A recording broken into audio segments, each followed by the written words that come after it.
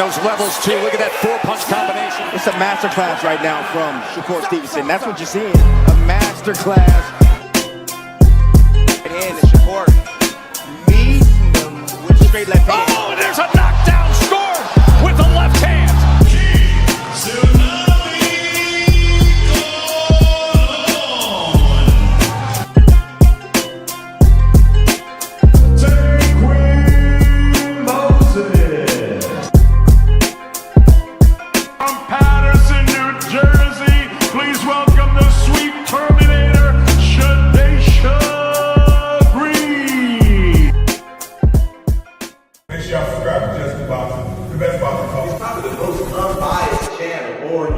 Right now, we're going to give him his just due. Shout out to my brother, Just Due.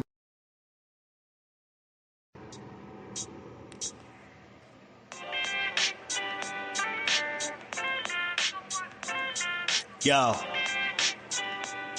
you know the deal. We back again. We never slacking. Word 'em up.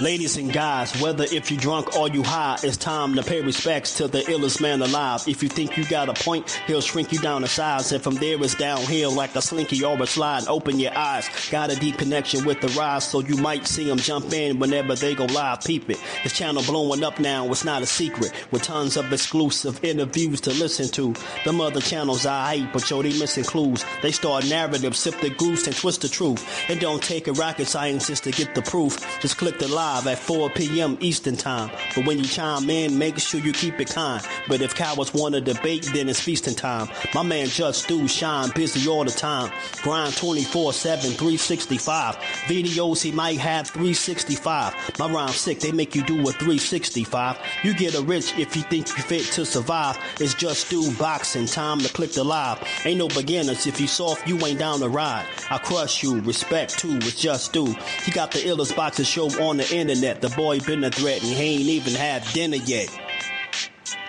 Word 'em up. Yeah. You know what time it is.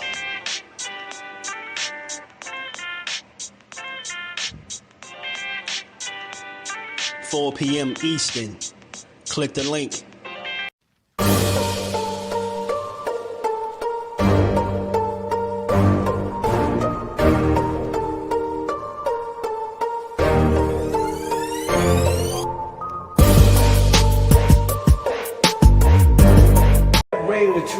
Tell on your ass what you doing or what you not doing every single time. You can lie, you can bullshit and all that, but when that bell ring, if you ain't put that work in, it's gonna show, bro. It's gonna show. Not to mention y'all in a sport that can cost you your life. Literally, you can die in this shit.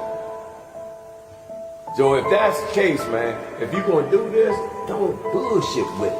If you don't really want it, say to yourself, keep it real with yourself. I really don't want this shit. I can't put the work in that it requires. Walk away. Ain't nobody mad at you. Go out there, you're young enough, you go get educated, get a skill, do something, man. But don't play with this, man. You can get killed in this shit, man.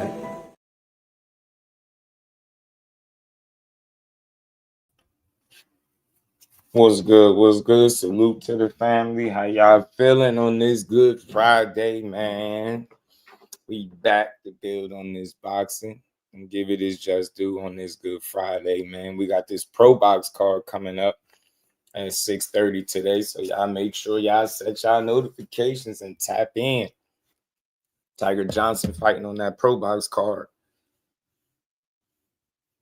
You know what I'm saying? So, but shout out to everybody. I love that message from Coach Barry Hunter, man. He always, you know how to speak life into them fighters, man. And you see how everybody was locked in and hanging on to his every word, man. Yeah. If you ain't, your heart ain't in it, you know what I'm saying? Go find a trade. Go find, you know what I mean? Learn you a skill or something. You get me? But what's good, man? How y'all feeling, man? Double tap the screen. Y'all already know. Like the stream, share the stream, support the stream. We're gonna build for a little bit on this Good Friday, man. AI is back to his tricks again, man. Back to their tricks again, man. They out here predicting fights and all of that, man. You hear me? They predicting fights, y'all. They predicting They gotta put some respect on my guy Lubin name out here. Disrespecting disrespecting Lubin like that, man. We're gonna talk about it, make our final predictions, man. We're gonna build a little bit. Manuel, my guy, what's good with it, bro? Cal Cooler, blessings, family. Good Friday is upon us. Yes, it is. Ghetto Fab, what it do, my guy? JP is in the building. Yeah, I had to, man. Had to. What's good with it, man? You know, I've been tussling with the kids for the last couple of days. DP Rockers in the building. What's good, bro? How you feeling? Thrill Hill, what's good, family? Shout out to Reef. What it do? What's good? BJ in the building. What's good, family? How y'all all feeling? Peace to the Queen Shower. How you feeling today? Always good to see you, and we appreciate you. Man. But yeah, man, back-to-back days when we got boxing is always good. So I know y'all gonna tap into that Pro Box card. Y'all didn't need me to tell y'all that. But I think it's gonna be a good one. Like I said, you got Tiger Johnson out there. You got an interesting and what could be a really tough fight, depending on how he's preparing and how he coming tonight. You know, he fighting Nicholas Flowers. That's a real fight. And I've been saying this about Tiger for a while, man. They match that kid up pretty tough, man. If you paying attention, he ain't got like no cakewalk. He don't be having a bunch of easy fights. You get what I'm saying? He don't be having a bunch of easy ass fights, but we're gonna talk about all of it. Tyrese says, you stupid. Shout out to the fan, man. Make sure y'all hitting the like button, man. But let's get to this, man. So look, y'all, AI is back to their old tricks. They are predicting fights and stuff again, y'all. And I don't know if people pay attention to this, but I do to a certain degree because they be right sometimes. I've seen them be right at least 3 to 4 times. I got to write it down, start keeping track of all these fights that they actually do be predicting and being right about. Now, some of it, like, for instance, right, when you see them predict Clarissa Shields UD, you just assume, like, well, that's easy. We know, like, more times than not, she going to go the distance, but she going to be a blowout, right? But, you know, you've seen it. You've seen multiple different, fights be called accurately, man. They even had Jake Paul, I think, and Mike Tyson, like, round by round, like, how it was going to go. It's crazy what AI has been doing. So, despite what people might not take heed to, you might take it lightly, but I'm here to tell you, man, they've been right. They've been right a few times, family. They've been right, and they could end up being right again, man. And this would be crazy for the sport, man. They out here disrespecting. That's how I gotta say it. Disrespecting my guy Lubin, man. They like, look. The Vergil Ortiz Jr. versus Erickson Lubin boxing match. Listen to how they wrote it. Took place on Saturday, November 8th, 2025 at Dickies Arena in Fort Worth, Texas. Ortiz won the fight by knockout in the 9th round, securing his WBC interim junior middleweight title and remaining undefeated. Now, look, this shit ain't got to be nothing. This could be all about nothing. They could just be, just throwing some shit out there to see what stick. But, man, I know one thing. Lubin getting knocked out in the 9th round. I don't know who I got to see, but I'm going to see somebody, god dang it. I'm going to see somebody, man. I'm going to see somebody. Let's talk fashion. What it do, Remo? What's good with it, my guy? How you feeling? Yeah, man, I don't know about y'all. I'm going to see somebody. I'm going to see somebody. They predict Lubin and he actually get knocked out in the 9th. I'm going to be pissed off about it, man. You get me a better fighter than Boachuk. Boachuk gave Vergil Ortiz some hell. He gave him troubles. I think he better than Madrimov too. Get what I'm saying? He better than Frederick Lawson, Thomas Delorme, right? He better than these guys that you beat up. The Michael McKinsons. He better than these dudes, man. You get me? It's hammer time, man. 3rd time is a charm, man. Huh? My guy Hammer said he ain't going out like Willie Lump. You hear me? You hear me? He ain't going out like that, G. He ain't going out like Willie Lump. He don't care what y'all say. Feel me? But they got to put some more respect on my boy Lubin name, man. He been putting his work in for a while. And like I said, man, it's sad to see that, you know, people would frame him as a duck just because he was critical of, you know, Boots Ennis. You know what I mean? But this dude ain't no duck. But I know one thing about Boots, man. They want that money to fight him. And it's going to always be that way. And unless he start looking shaky and stop looking like who he is, they're going to want to get paid. And they're going to want it to be for a belt, something. Nobody just trying to jump in there and get an And1 mixtape performed on them. I'm trying to tell y'all, people don't want to be part of that next And1 mixtape, y'all. You get me? Just when y'all thought And1 was low, nah, Boots came back with it. And1 mixtape boxing. Boobop, bang, bang. Yo, but hey, man, Boots fights be getting like it's starting to look like cartoons, bro. He be hitting you with everything. Kitchen sink too. You know how the cartoons go. They close the door. You just hear all the noise. You don't see what's happening, but you just hear it. With Boots, you see it, you hear it. You almost feel for his opponents when you be watching it, the way he be kicking ass. You be like, damn, hitting buddy with everything, kitchen sink included. Shit's disrespectful what Boots be doing to his opponents. I tell you that. Disrespectful, y'all. But some cars 70 each, so I'm not too mad. Oh, okay. Y'all talking about the cards and the prices. So how y'all feeling about this, man? What y'all feeling? Let me talk to me, y'all. Talk to me. I want to hear from y'all. What y'all think about AI predicting Lubin getting knocked out in the 9th round? Is they disrespectful or what, y'all? I think they are, bro. I think they pretty disrespectful, man. Gonna just count my guy out, man, like he ain't been putting in that work. Like he ain't the one on his third undefeated opponent in a row. They got to be kidding me, G. Lubin said, man, I'll fight any of these dudes. No problem. You hear me? AI tripping, though. That's okay. That's okay. We're going to get him. I'm still rooting for Lubin, though. 100%. Final predictions, man. Let me know what y'all thinking about this fight, man. Let me know. Let me know. Shout out to the fax machine, the plug, Boxing. My guy, what's good with it, bro? Who you got? Who you got tonight in the main event, Dub? And who you got tomorrow in the main event? Yeah, get me? Who you got, man? What you think about this Tiger? I know you locked in. What you think about Tiger and Nicholas Flies tonight? It's gonna be a good one. It's gonna be a good one. You know what I mean? But I got I'm telling you, I really think AI is on point. Lubin is in the third trainer in a row too. Damn, come on, man. Dub, man, don't come in ruining my mood, man. Don't come in ruining the party. Yeah, man. It's look, let me be real. My heart is with Lubin. And if you know anything about boxing, don't pick with your heart, pick with your brain, right? So look, I'm gonna be real with y'all. Just because of the history and what he's been through, right? Got the losses. I know the consensus is he almost expected to take a loss, right? They expect him to come out here and have a rough night and possibly get stopped late. You know, Ortiz is a come forward, strong fighter, power in both hands. He's a bit more creative and smarter than what people give him credit for. I think his IQ is a bit better. I think what sometimes hold him back is the same thing that makes him successful, right? He goes too hard at times. And I think as mature as he gained, like more experience and maturity, I'm guessing like maybe you could find a nice medium in between the two, right? Where you're not going unnecessarily hard and it's working against you, right? You don't want your hard work to go in vain, right? So you want to kind of, you know what I mean, go through the gears properly, right? Not that he just go from 0 to 100 type deal. He got to learn to manage that a bit better is what I'm saying. So I think if he does that, it makes him a lot more dangerous, calculated, and tougher to deal with all around. But he is who he is. He train a certain way. He fight a certain way.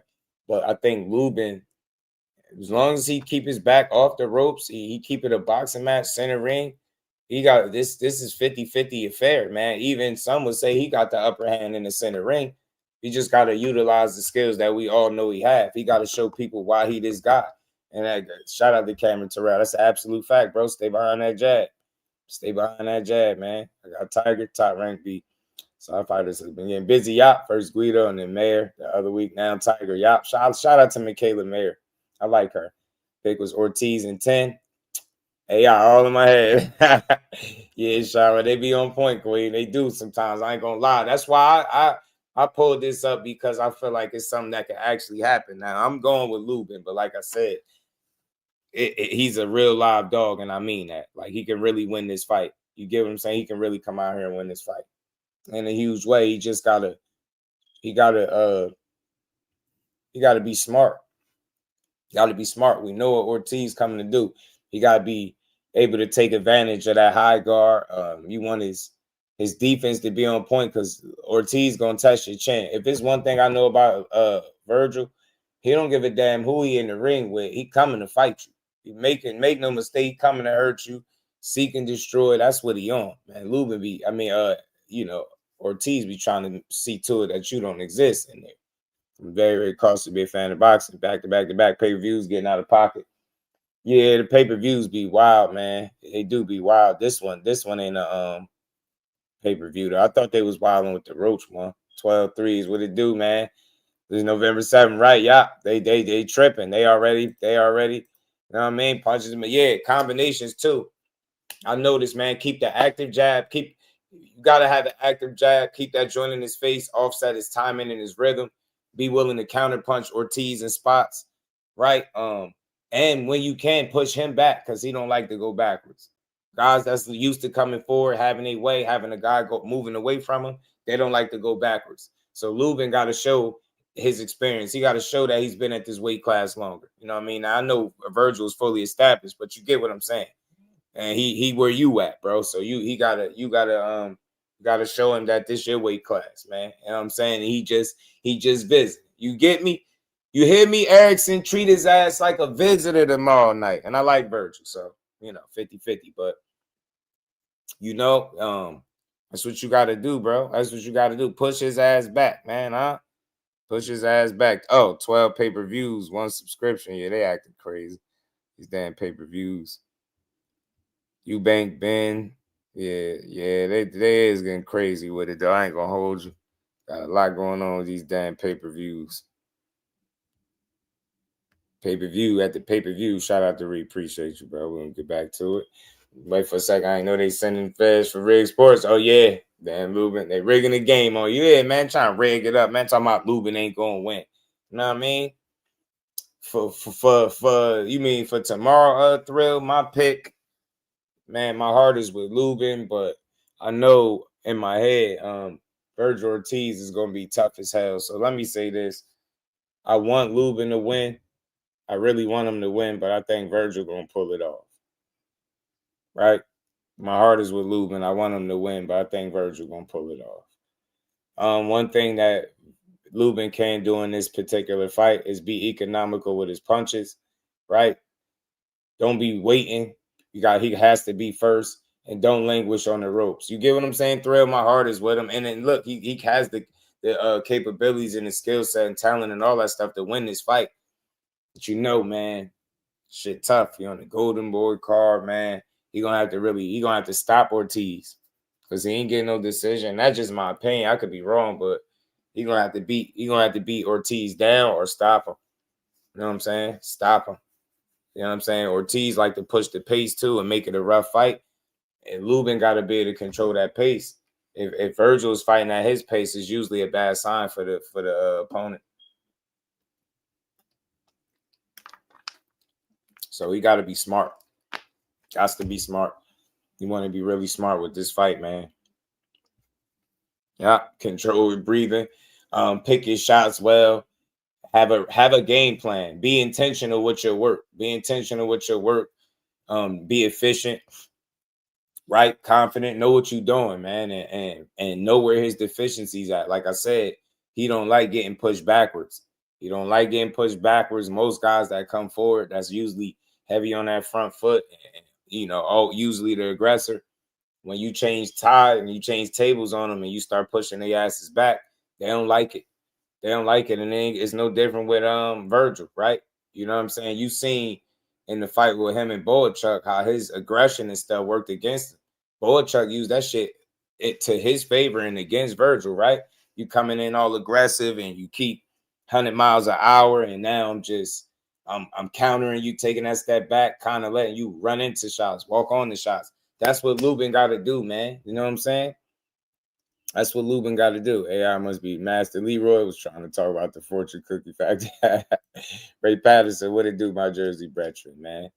Yeah, man. So look, That's what it is. He got to do that. You know what I'm saying? Jordan, what's good, homie? You gotta be the boss in there. You gotta back this man down. You can't let him just take the fight to you. And you know, Lubin is more patient, I believe. Lubin fights with more patience. Take advantage of that aggression the same way Boachuk was doing, bro. Clip his ass, catch coming in, take that step back, run him into some shots. I'm telling you, use that shit against him because you know what he coming to do. He only know, I ain't gonna say he only know one way, but that's his way. That's the way he approaches business. You know what I'm saying? Even when he just did the little sit down with the Ring magazine, they asked him, "Are you gonna be that same, come forward fighter, bring the fight to your opponent, or what?" Pretty much, because that's what he do. And if he all of a sudden switches that up, and now he just want to, try to like box and be moving around, I think that will be his first mistake. That will be a mistake on his part, I think, if he does that. So, he has to bring it to Lubin. He got to bring the fight to him. If it's a boxing match, I favor Lubin for sure. Y'all just going tit for tat, chess match style. Yeah, but the thing about Vergil is he is stubborn, aggressive ass fighter, and he gonna force you to fight him, right? And fight at a pace that you might not want to fight at. He comes in, he knows how to use his jab. He stay behind that high guard, which I think Lubin, with his experience and skill set, I think he can exploit that high guard. It's just a matter of what he's preparing for, if he's prepared to do it. But he would cake him. Damn, he is bouncing around, Dub, to the coaches, man. I hate that. I'm trying to think what that is. That going to affect his approach and how he handles himself in the ring? You get what I'm saying? Stretched out boxing. What's good, homie? Yeah, he definitely got to go to Vergil body, both sides too. Both sides too. You can't stress that enough. You gotta beat somebody. You gotta beat his body up, bro. I ain't even gonna lie to you. Take the air up out his tire, man. Now I mean, go watch some of them fights where he got tested, man. Like you get me. It's no telling how this fight could play out, but I'm telling you, I just hope he's prepared. You get what I'm saying? And I hope the trainer changes don't show up in the fight in a big way where we just sitting around looking like, damn, right? But have to be real. I'm rooting for Lubin. I want him to win. That's where my heart at. So I'm rooting him on. I got this feeling that Ortiz gonna win. If he get knocked out, then that's gonna piss me off. But I think he can make this fight really interesting. But it's about the pace. He gotta slow the pace down to Vergil. Vergil is very dangerous when he in his bag, bro. You gotta slow that pace down. You understand? You know what I'm saying? Got to. He has to slow the pace down of Vergil Ortiz. That's the last thing you need, bro, is that dude, going at you 100 miles an hour. Ramon, what it do, fam? Birds better not. Young Bull, like Kid Austin did, Tab. Yeah, nah, he ain't going out like Willie Lump. He ain't going out like Willie Lump. Ghetto fast. Shout out to Ramon, but he said Lubin better be light on his feet based on the film I was looking at yesterday. I mean, yeah, listen. Because again, you got to know what Vergil's looking to do, and he's looking to, close the gap, make things small in there, and he get into his ideal range and work. And it has to be Lubin, turn his ass, box him. You know what I'm saying? Don't stand straight on the line, right? Mix it up, be a moving target, man. I know you had the ability to do it. You box well enough to do it, but I'm only suggesting that because you want to give yourself the best chance to win. And I think you do that by exploiting the things that he's not the best at. So if you're making a move and you're presenting a moving target versus being stationary, obviously it's a challenge in and of itself for him to deal with you. Not on top of the fact that you got your own firepower that he got to worry about too. You got a left and right hand. Like, y'all both good punchers. Get what I'm saying? You got 19 knockouts, and I believe Vergil got 21. Y'all legit punchers. Y'all not to be played with. You know what I'm saying? Y'all both got power that you got to worry about.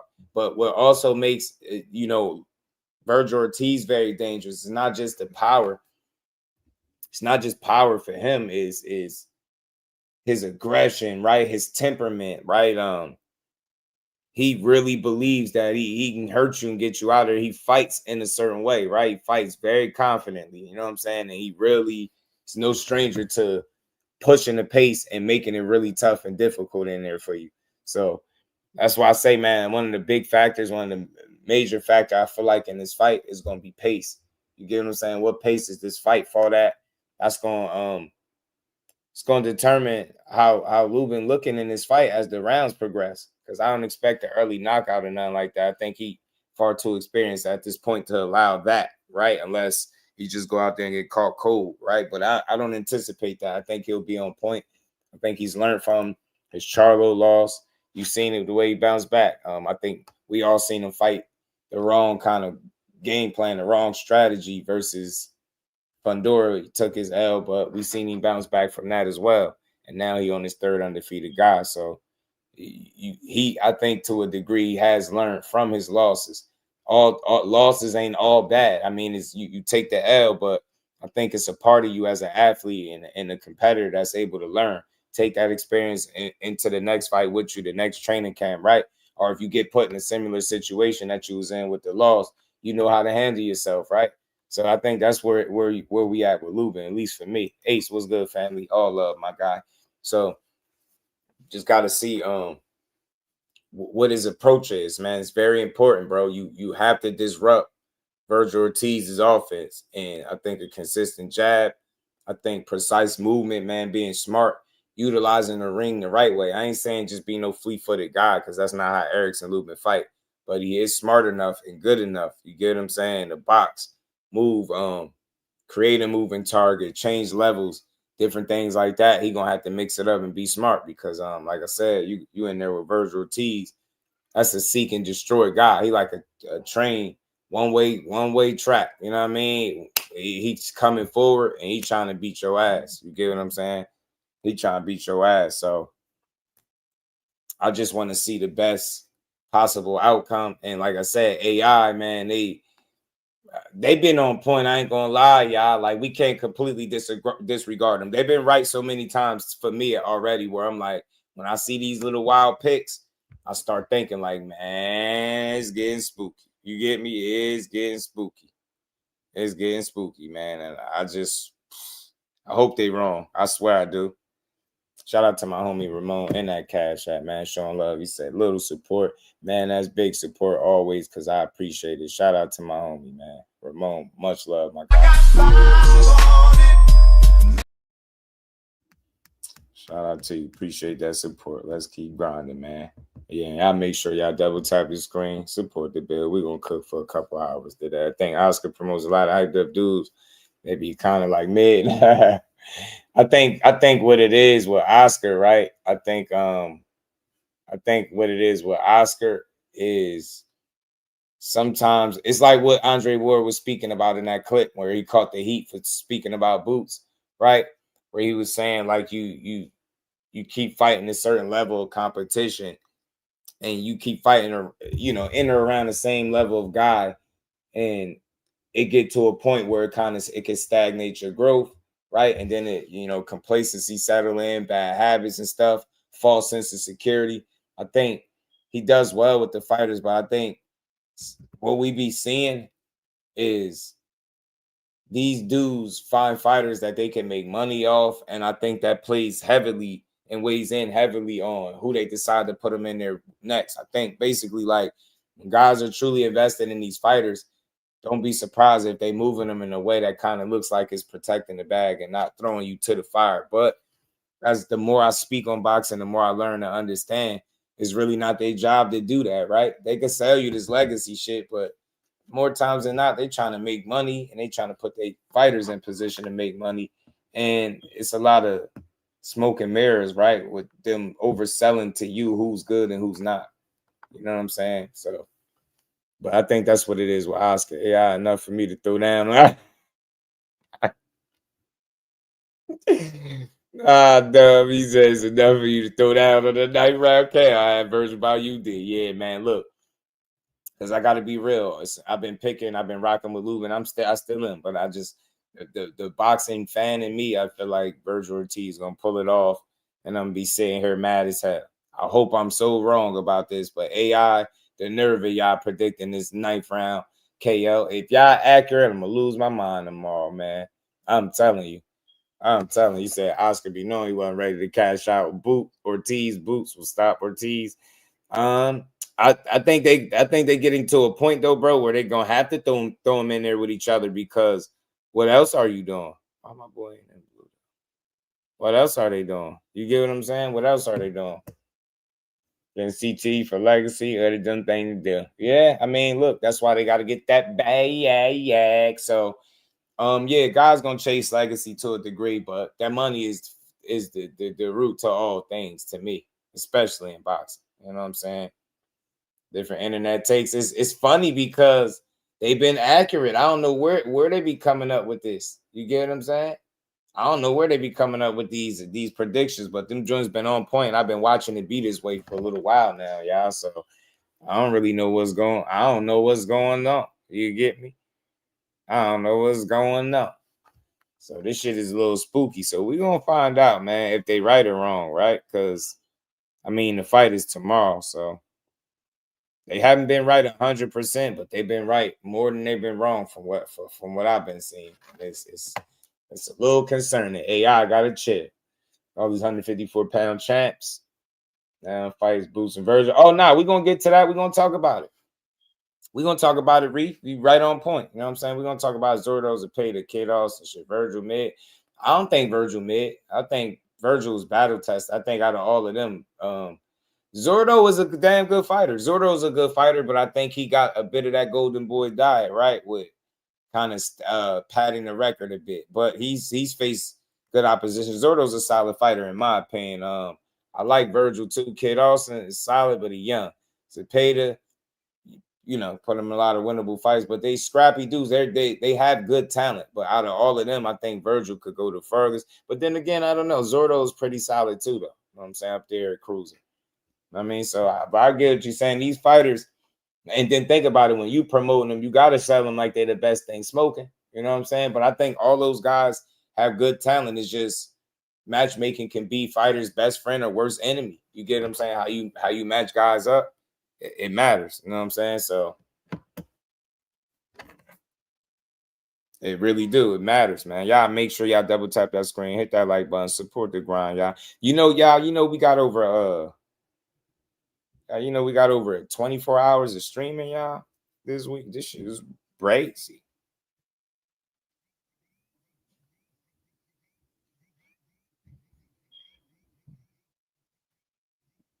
Oh, give me 1 second, y'all. My bad. Brief said, I don't think Vergil mid. Vergil's a good fighter. Vergil's a good fighter for sure. Shout out to the homie Bodega Ty and Reef, man. Reef sent the latte. Bodega Ty sent the trophy. Shout out to y'all boys, man. I appreciate y'all, man, supporting the build, man. Dad, we're going to need a latte after you go to sleep, man. You're going to talk a little bit about that, too. We got to. But look, AI predictions been wild, bro. Let me pull up something else, just to know that shit been around here, bro. They like, man, look, they got the odds in this joint right here. Know what I mean? And they saying why. My prediction for this boxing title is a TKO KO finish for Ortiz Jr. over Lubin all day. They both are power punchers. I think that Ortiz Jr.'s volume and forward pressure will be the main difference in this fight. Ortiz Jr. uses stiff jabs, power punches. He's not only a headhunter, but also a notorious body puncher who targets the liver and solar plexus of his opponents. He mixes the attack and thrives well in close distance exchanges. Yeah, absolutely he do. So that's what I said. That come forward shit, you got to find these guys to be able to. You got to find guys that can disrupt that shit, that come forward shit. Boychuk was able to do it throughout the fight. He made that a really scrappy test for Vergil. You know what I mean? He had answers and he had counters for this guy coming in with the pressure, and he met him sometimes center ring. So it was a good mixing up, but Boychuk was on point. It's all about execution, being prepared. They staying it right here with Vergil like they do. They're talking about the volume and come forward. Get me, I don't feel like he's one of them as a Peta type, right? But he let them hands go, and it's all up to you. Again, if you're gonna let him find his ideal firing spot, right, his landing spot, he gonna let off on you. He gonna put hands on you. He gonna really box you down. You get me? Or he gonna beat you down anyway. Frequent, what's good with it, bro? Shout out to Ty. I see y'all on the screen, but I don't see y'all in the chat. That's crazy. It's crazy. It's weird, but whatever. We gonna keep going. But yeah, man. So that come forward shit, counter punch, man. Jab, stiff jab. Know what I'm saying? Turn his ass. Get off the line. Don't stand stationary at all. You do stand. You don't move them feet. Vergil will eat. You hear me? Don't move them feet. Vergil gonna eat. You feel me? You can't let him do that, man. So like I said, man, Vergil. A lot of people picking him, and I get why. But still, don't forget that Lubin is a real live dog in this fight, man. He is, and his chances is really good. But switching trainers, man, that's not the ideal time when you're going in there against one of these guys. You're fighting a third undefeated guy. Switch trainers. Hope it doesn't have the, like I said, a big, too big of an impact on the actual fight itself, because that would be a travesty, man. Know what I mean? So AI out here bugging. Count my guy Lubin out, but it's all good. We gonna get it right, buddy. We gonna get it right. You know what I mean? Shout out to you, bro. Sometimes I've been getting a lot of little messages like they don't even be showing up. Yeah, they don't be showing up.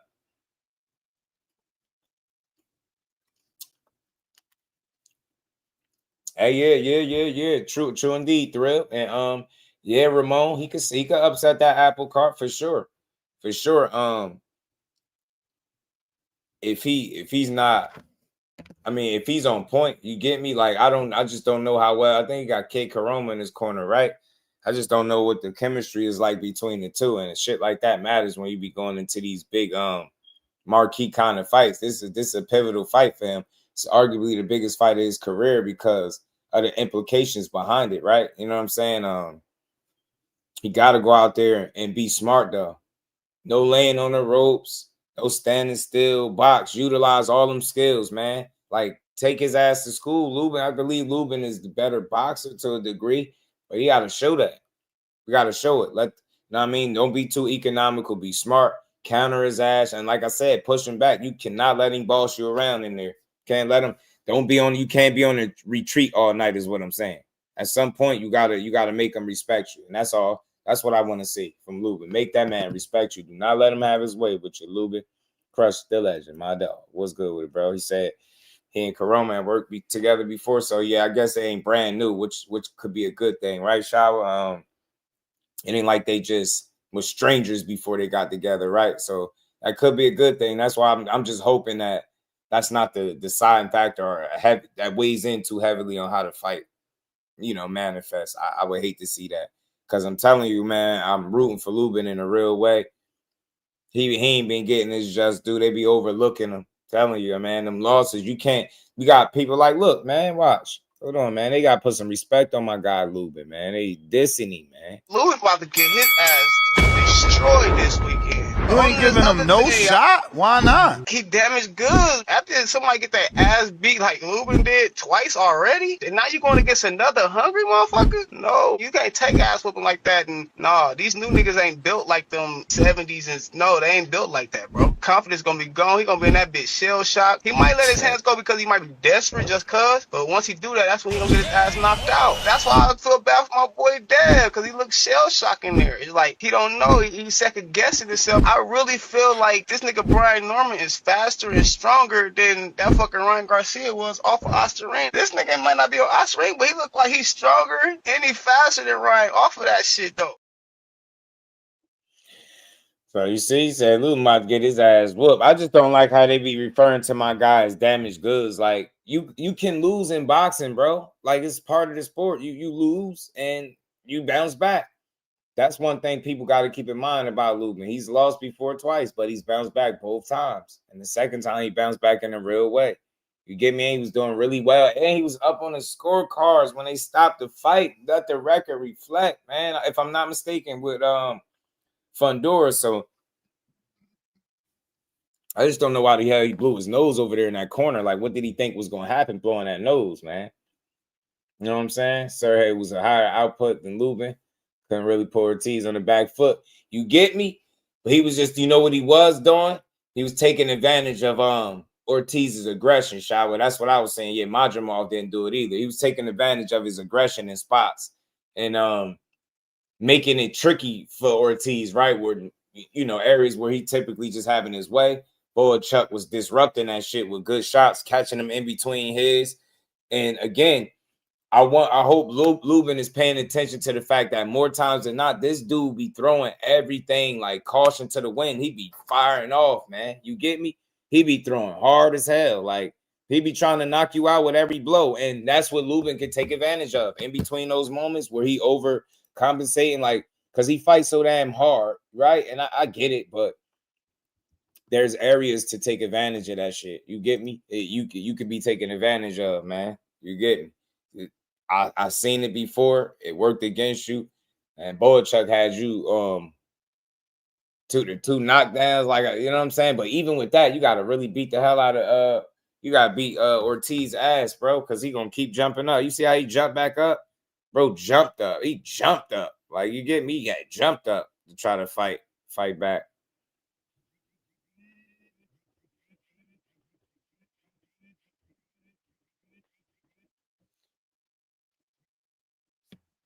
I'm telling you, yeah, fight back, man. You got to have an answer. Do not let him you can't have those lows in a fight where you're not throwing anything, right?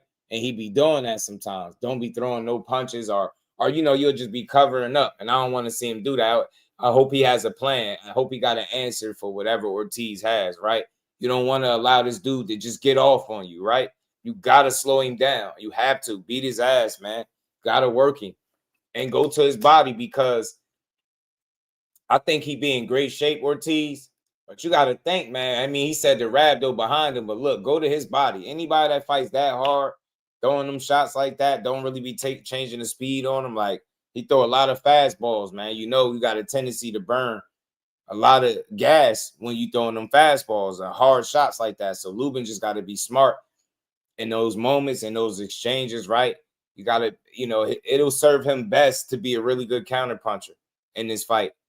But again, at times I feel like he's going to have to be first. Don't sit around and wait for this dude, bro. Do not sit here and wait for him, because Vergil Ortiz is the kind of guy that as the rounds go and you're letting him have his way, he going to build more confidence. It's going to be harder to deal with him. He just one of them guys, a young, committed, hungry fighter, and his confidence is built off the work he put in. So if you allow this dude to get in close and work and do what he wants, and he throw hellacious body, he throw some really good body shots. He got a heavy jab, right? But I think the biggest weakness from the defensive side is that high guard. And I feel like with Lubin being an experienced boxer, you're seeing a multitude of different styles. You could exploit that. You could exploit it. Of course, Stevenson is a guy that does well against people with high guards, right? There's certain fighters that you just can't approach it like that. Like, the high guard gonna get you picked apart. Get what I'm saying?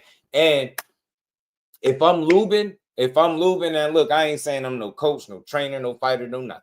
But if I'm Lubin, I'm truly looking to key in on the high guard. And why I'm saying that, because shout out to the brother, the professor, my brother, Ann McQueen. He be talking about it. With the high guard, the gloves be so close to the face. Even if you're blocking and not getting in clean, you making them essentially punch themselves in the face. You punching their hands into their face. So, and you seen how Ortiz's face was looking against Boachuk. Now he took some punch. His shit was leaking. He got some scar tissue too. So I think some of that was with that high guard. His hands be like glued to his face. You start punching them joints, start making his own glove hit him in the face and start to swell. I'm telling you, man, swell him up, man. Tint them windows, man. Better tint them windows. Hey, Lubin, tint them windows. We talking about dark tint too. We ain't trying to be able to see nothing, huh? Lubin, tint them joints, bro. Make sure he can't see out of them. You gonna have to tip Cash Sports the box story. What's good, my guy? How you feeling? You gonna have to tint them windows, man. You gonna have to, man. You hear me, Lubin? They counting you out, but they might have counted wrong. AI even got you effed up, Lubin. Somebody send this to Lubin. We all need to tag him, make sure he see how AI got him tripping, so he could go in there and, you know, apply the belt. You know what I mean? The right way come tomorrow night. Because they out here playing with my guy's name, man. They're disrespectful, man. They're acting like Lubin ain't been on the scene, making it tough for these guys. Yeah, Kaz, man. You get me? Got to tint them windows. Both of them. Left and right. Tint them. What my brother Skills be saying, got to give his ass a proper raccoon, bro. Give his ass a proper raccoon. You hear me? But if my guy lose, it is what it is. But look, I already told y'all. Hold on real quick, y'all.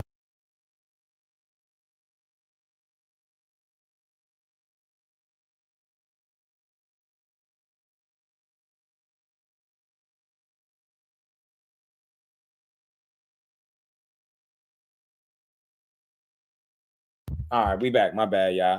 I think that Ruben's gonna win. Ruben. Who the hell is Ruben? Y'all people don't be listening, man. Now I'm talking limo tent, Cal. Limo tent them joints. You hear me? Make his vision tenant and then hey Crush, you feel me? Come on, Lubin. Hammer time, G. We ain't playing with this. Beat his ass, Lubin. Hold on. Where do I still got that little clip of Lubin punching on Montana Love? He was acting crazy in that clip. Lubin was about to punch on him. And it gotta look like, do him like this, Lubin. This gonna be Lubin. Lubin versus Ortiz tomorrow, right here. Yeah, get him, Lubin. Push him back. That's how somebody that don't like getting pushed back. When it's somebody that like coming forward, throwing a bunch of punches, you just got to do them like that. Lubin, somebody send this clip to Lubin, man. Send it to him. Tell him we got the strategy right here. Get it. Back him up. Look, that's Ortiz. He don't know what to do. Nobody help him.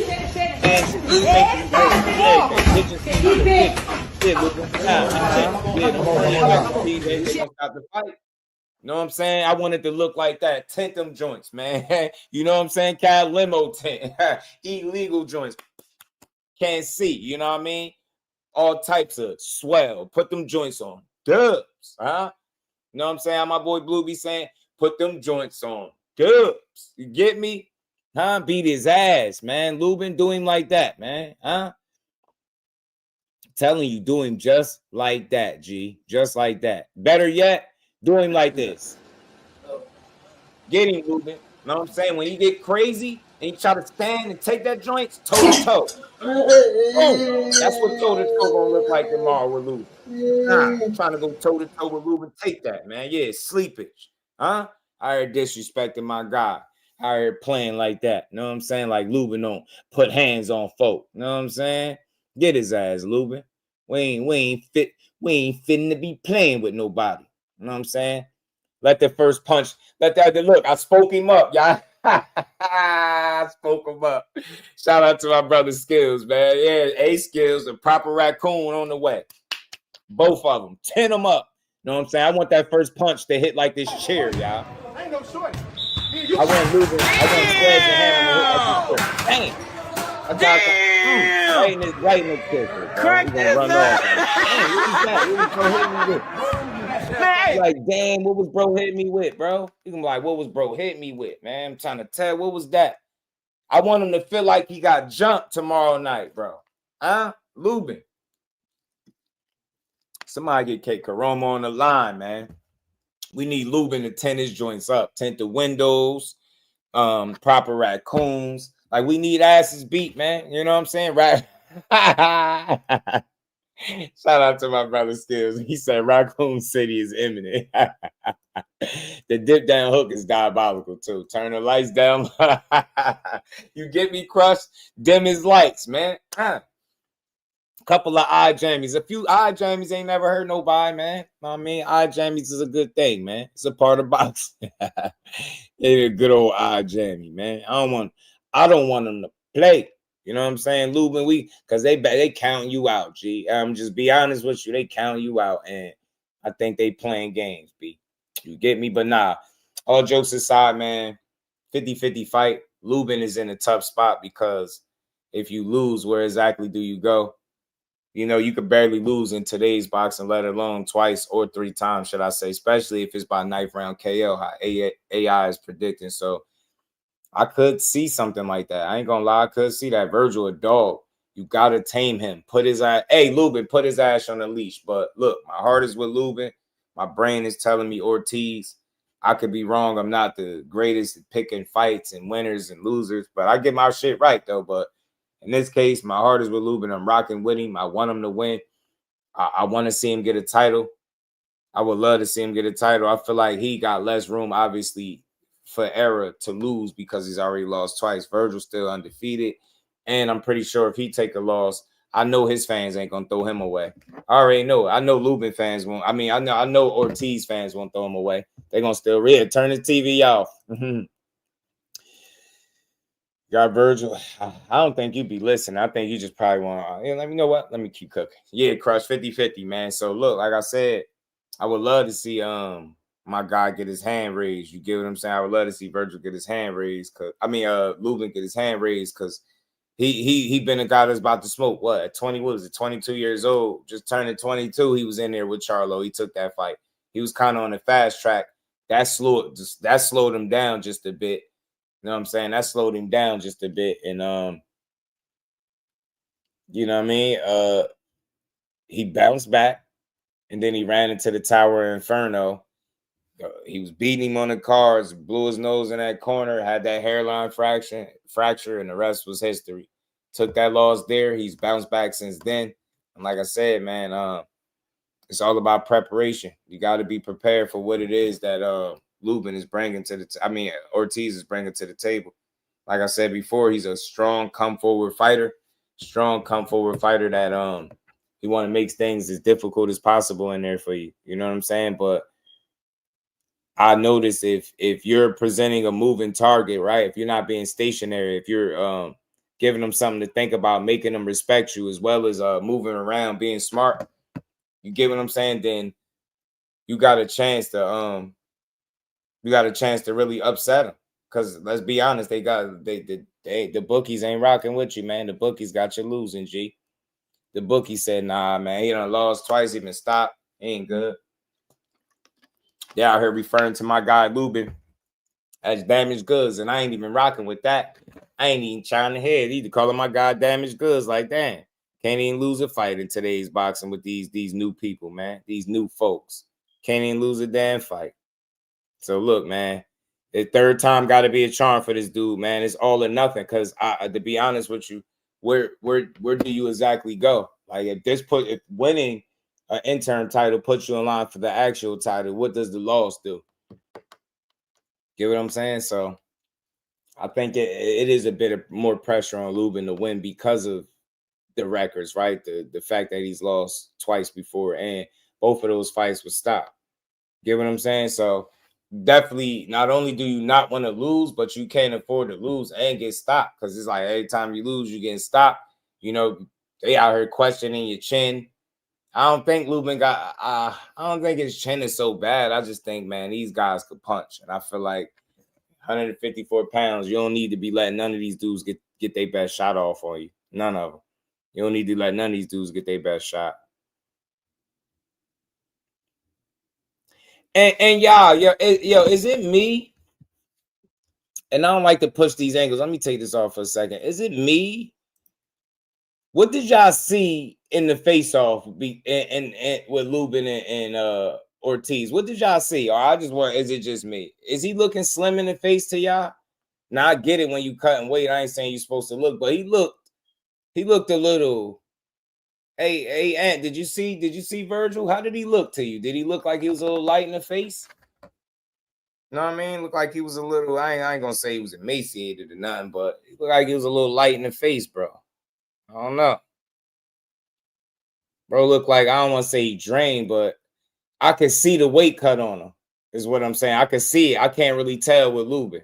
You could tell, right, Shawa? I couldn't really tell. Lubin looked sharp. Like he got his beard. But his speech was good, but he just looked a little like, you know what I'm saying? I'm pretty sure he rehydrate, he'd be all right, but just an observation, just a little observation. You know what I mean? Just something I seen. Just a little something I noticed. Didn't look unhealthy. Yeah, he didn't look too bad. It didn't look too bad. It just looked a little thin. I guess that's just natural from what cutting weight anyway, right? So he'll be ready to go. Lubin thirsty. That man was chewing the shit out that gum, wasn't he? Chewing that gum hard as hell. You know it's real when they don't spit it out. Spitting that damn gum, chewing like a damn cow.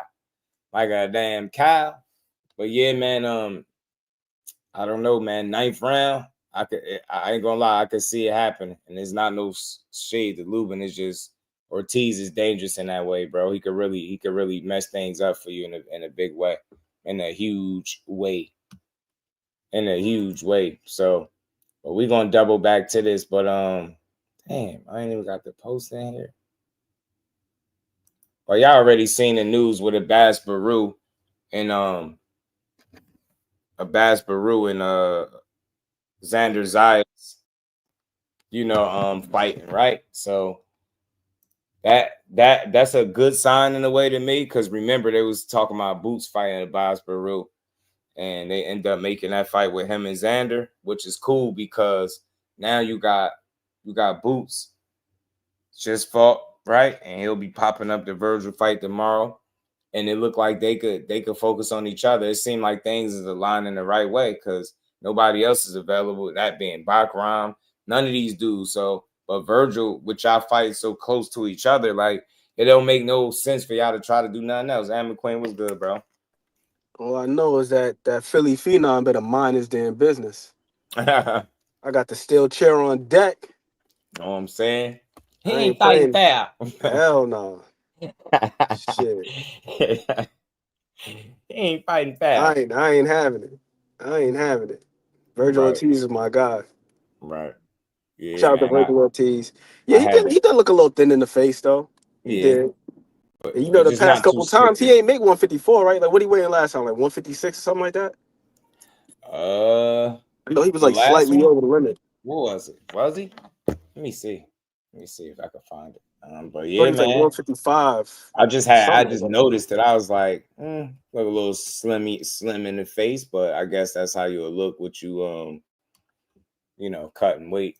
Then I look at Lubin, I'm like, Lubin, and that's the interesting part, right? Lubin's been there longer, but he looked healthier as far as the cut. You know what I'm saying? I ain't saying Vergil wasn't too sickly, but But Lubin had to get butt naked to make the limit, though.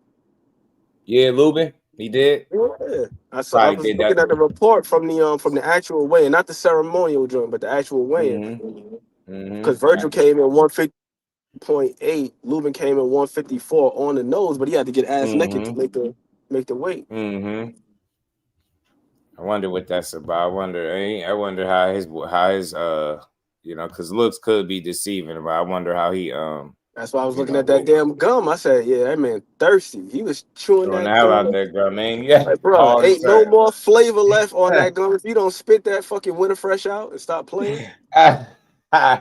Shit is ain't no more fresh there. You done chewed it all out. Vergil's looking chubby leading up though, yeah. And that's probably why it's noticeable too, because of how we used to seeing him look, you know what I mean, versus just seeing him there. I see somebody saying he look at weight drain. 2 cents what it do, homie. I wouldn't go that far. I don't want to say that, but I just noticed the face a little bit, just a little slim. But like you said, you don't just stop at the one thing, right? You look for multiple things, and you pointed out, you alluded to his speech, and his speech being clear, that's always a good thing. You know what I'm saying? Better winning Red than Big Red. Yeah, I hate Big Red too, Shower. Oh my goodness. Better winning fresh than Big Red. Yeah, y'all don't listen to Cinnamon. Yeah, I don't know. It's all these people. It seemed like that's not supposed to be gum. That's just spicy, ain't it? Go the weight on purpose. Yeah, it seemed a little different. I don't know. It's so wild. So you see. Dang. Thought he was gonna blow weight on purpose. Shit. Hell no. Yeah, I'm telling. Hey, Shower. I swear, every time that shit will never make your breath smell good. Like, tell me one thing you could eat and then go chew a piece of Big Red and you good. You definitely not. Like the cinnamon shit sticks. Because Big Red is not for the refreshment. It's for the flavor. Like Big Red is more of like a snack type. You know what it's like? It's like the orange Tic Tacs. Getting into the hands of the wrong person, and now they're using it as a refresher. You get what I'm saying? It's always them, but now your shit is stinking spicy. Crazy. I'm telling you, money motivated. What's good? He said Flies TKO tonight. I got Tiger on points. I don't think he's gonna stop Flies, but I got him on points. I got him winning on points tonight. I don't know, Just. I think the young man Flies. I think he might be a little too busy for Tiger. That's what I need to see from. Is Tiger ready and willing to work? Yeah. Is he ready and willing to work? I know the man got the skills, but he, he be kind of like painting by the numbers sometimes, just going through the Right. motions. And he's a damn good fighter. But yeah, I don't feel like that laxed approach is going to work, and I don't see flaws. I don't see flaws being as cooperative as Boca Chica was. I don't know what the hell is going on with Boca Chica in that last fight, because that dude, he normally brings it. Janelson be letting them hands go. But he's getting his ass handed to him in that last one, wasn't he? yeah, he was. Tiger landed some damn good shots. And, that was Prentice Brewer's frustration. Yep. Like, bro, you heard him multiple times. You're letting your hands go. You can't start and stop, start and stop, start and stop. Just more consistent and going through the gears. Fight with a sense of urgency, right? I know you like to be laxed and poised and stuff, but fight like you want to beat somebody's ass. You get what I'm trying to say? Like, don't your coach telling you all the right shit, listen to him. That's all I'm saying, because he's gonna get you where you need to go. Tiger does indeed have a new trainer. I didn't hear nothing about it. I still heard he was with the same person. They still with Prentice? That's what I heard. Unless I'm wrong, I didn't hear him switch the trainer. I can't remember if it was him that somebody said had made the pilgrimage over to Cape Roma, but I could have swore it was Tiger. Lubin? Yeah, I know Lubin's with him. He's no longer with Kevin Cunningham. All right, so if he's still with Prentice Brewer, that's cool. You got a familiar voice in the corners. I said it. I'm gonna try to find out. But yeah, that would be, to me, that would be silly. I think that's the perfect trainer for him. I think he know him, and I think he gives a lot of the right instructions, and you can see it. If he listens to him, the shit works out. It ain't like he just in there yelling shit. I like that. I like his style. He be on point, bro. Thought he fought a little bit hesitant against Boca Chica. Yeah, and that's what I'm saying. That's the shit that can work against them tonight. And you don't want to do that. Let your hands go, bro. Fight. You get me? Fight. You know what I'm saying? Let them hands go, G. Get in there and mix it up, man. Fight your ass off, man.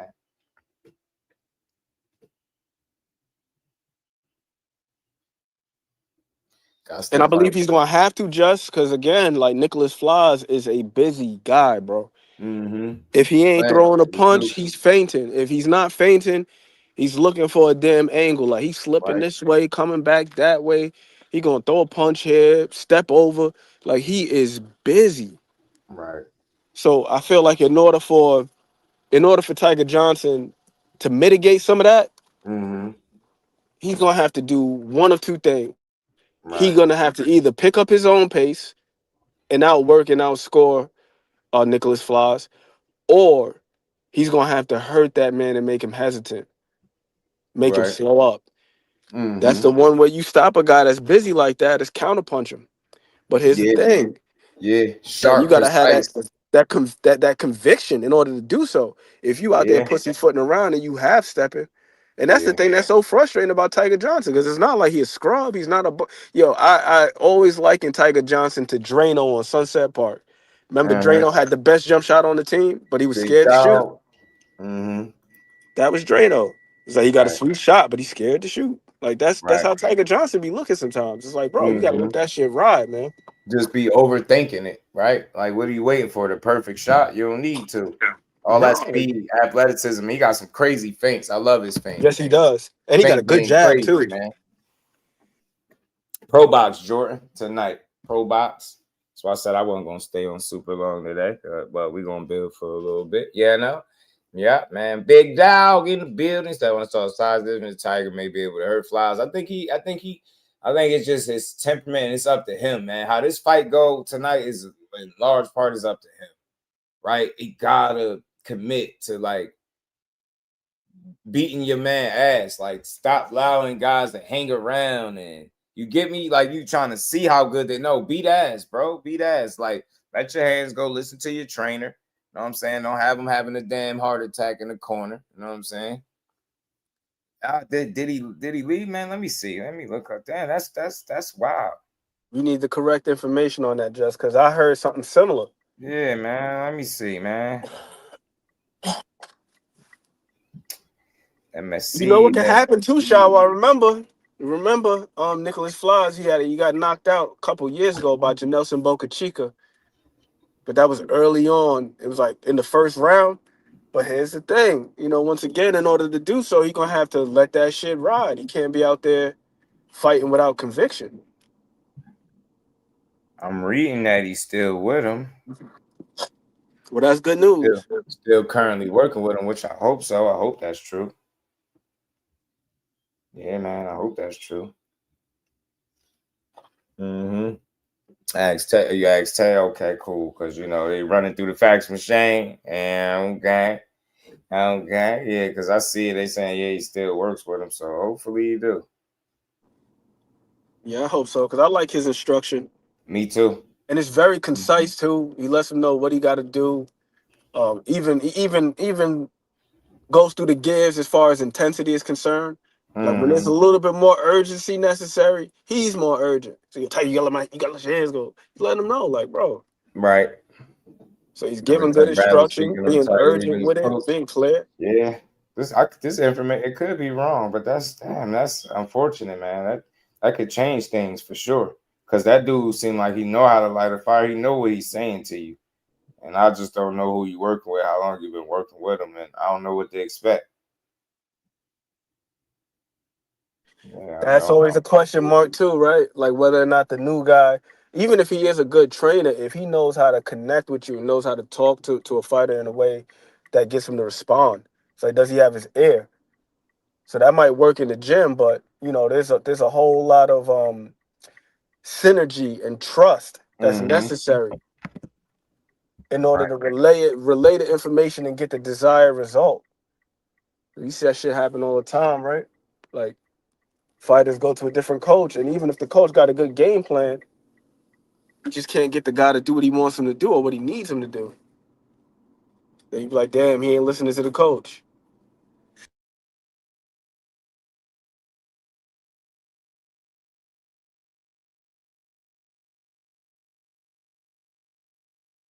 But I, for one, I truly believe he's got to fight with conviction. I really do, because I think that Nicholas Flores is just too busy, too active for him to be out there fighting in a passive manner, man. He got to go for it, Ty. You got to trust that shit, man. Right. Trust the work that you put in. Trust the skills. I'm telling you. Trust all that stuff. And Flores has been stopped once before. He's been on a hell of a run, though. Right. I ain't gonna lie to you. Like since his last loss, he's been on a hell of a run. This dude he's fought his way into contention, so more power to him. And I also think this too. He's one of those guys where you just can't allow him to have fun. It seems like the more fun that he's having, the better he fights. Nicholas Flores be out there. Once he starts smiling, forget about it. He's going to be letting his hands go. He's going to be stepping around. He's going to be pivoting. He's going to be using his legs. He's going to be here, there, everywhere. He's going to be fighting inside, outside. He's going to switch momentarily, southpaw, orthodox. He does this shit like all in exchange. He's not one of them dudes where they'll be like, oh, this ain't working. Let me, pardon me, let me switch southpaw for this round and see what I can do. Like, nah, he's doing stuff like literally like in the middle of a combination. Throw one punch orthodox, switch southpaw to land the right hand. The right hand was just the rear hand. Now it's the lead hand. Like he's just busy. And Tiger's gotta slow that down, man. Get that man some. Right. Gotta work. Shout out to Big Dog Willie. Tanking Maniacs are having a bad week. No flying elbow off the top rope. Next Friday, I'm mad at Tank for messing up the fight. I was so ready to troll. Yeah, man. He was on point, though. It was on the way. It was on the way, Big Dog. Appreciate that support, homie, man. Yeah, but it was on the way.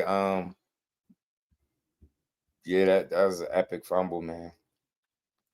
Epic. It was crazy real quick, man, that you did super chat. So it was crazy to see people saying, how'd he fumble? But how'd he mess it up? No, that's not the reason. I was like, bro, y'all denial, like it consumes y'all. It's alarming. Bruce Guys, peace, OG. How you feeling? The Ness said on the boxing voice, appreciate you, money motivated. Damn, that's unfortunate then. Without Prentice, I guess I don't know what to expect, but he's still a good fighter. But I'm going to still say he's going to find a way to win. But now the question, really is how are you going to look and how are you going to win it if you win, right? Because that's not an easy guy to beat. Dude really could fight. You know what I'm saying? And it's crazy that when you take a loss in boxing, they just write you off, man. But he's real. Said the Nile isn't just the river. Yeah, man. They hate be wrong on the internet. They hate being wrong on it. I promise you they do. It's the wildest thing I've ever seen. How do he mess it up? But how do he fumble though? Where's the proof? Where's that? No jizz, no criminal charges. It's only a civil suit. I'd be like, yeah, man. Yeah, this is terrible. But whatever. Man, so Lubin and Tigers with the switch up, right? He won with K. Karoma, and I don't know who the hell Tiger with. Damn it, man. Tiger replica. Tiger, not the best timing, possibly. Yeah, definitely not the best timing at all. Definitely. With that Tank situation, bro, folks got to recognize. Let's say, for instance, that wasn't the ultimate reason why the fight got canceled. Mm-hmm. You still gave the guy an excuse. You gave him a way out. Yeah. You gave him a way out. Yeah. Yeah, he definitely did. Gave him a way out. And, you give somebody an inch, they're going to take a mile. And take that shit and run with it. And that's what he did. But, yeah, man, they both going into really big fights to be switching up trainers. Both of them. That's crazy. Both of them got important fights. Definitely Lubin because he's lost twice before. And they already counting him out. He the underdog. Yeah, man. Damn. Sucks. Tank fumble on the 1 yard line. Yeah, they hate to hear that. It's like, damn. If it was anybody else, y'all would be saying the same thing with him. They like, nah, he didn't do anything. He didn't mess it up. On the Lubin side of things, though, I also feel like it's untimely considering this is going to be his second fight in about 2.5, 3 years, something like that. Lubin had a 2-year layoff prior to the Ardrio Holmes fight a couple months ago. He ain't fought since 2023. So now you're gonna get back in there. You got a whole new coach. You only fought once in 3 years. That's crazy, bro. I want to try to get I'm telling you, it's Friday too, you little dick eater. It's certain games I play and certain games I don't play. I definitely don't play with no channel names, none of that. I don't even want to troll with you. I really want to find your IP address. It really see if you keep that energy. Weirdo. Play the wrong kind of games, man. Get your weak ass, weird ass out of here. Anybody that hides behind they avatar is a bitch to me. I just want you to know that. Weird ass dude. Coming here with Shakur shit right in your mouth, man. You little weird man, boy. You catch me in the right mood. That weird ass shit. Now go create some more profiles, you bitch. Soft ass little weirdo. I'm telling you, in a minute we about to start getting IP addresses. I want to keep playing. I thought YouTube had did something about that with the constantly making mad profiles. They got to do something about that. Why the hell should you? Once I block you once, you shouldn't be able to create nothing and come back here. You know what I'm saying? Weird ass dudes. I be hating these dudes. He talk like Southpaw. He a bitch too. I just want to say that out loud, just so you know. That's how y'all talk. Little weird ass dude got in my inbox. All them subscribers he got talking about subscribe to my channel. You like Devin Haney? I hope him and his dad get smoked, Joe. And that's what they support. Then you come over here talking like a Jersey Saw. Bet you won't be out here saying it's Southpaw either with his whole ass. Dudes stay on the internet. They don't go to no fights because they know them dudes be scared and tuck and tell. Grown ass, goofy grown men. I don't like none of y'all. I'm telling you, I don't. I don't know who it training with. Yeah, I don't know who he is. Appreciate you, Shaw. I don't know who this guy is that he's training with either. But I just hope they got some chemistries. I just had to do that. One thing I don't play with, don't start playing with my channel name, like Jusdueboxing. Eat a dick, goofy. Y'all weird internet people. Y'all think y'all gonna make me and not support my guy because y'all weird, man. Hell no. Every day is something. Maybe Coach Rel. That's not bad though. I like Coach Rel too. Yeah, he be putting in that work.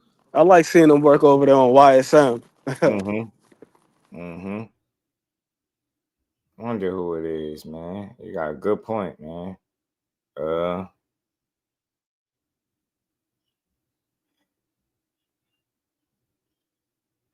And it's crazy because I think the last fight he had, he was going off, right? That's the fight I believe he was going off on him, on Tiger.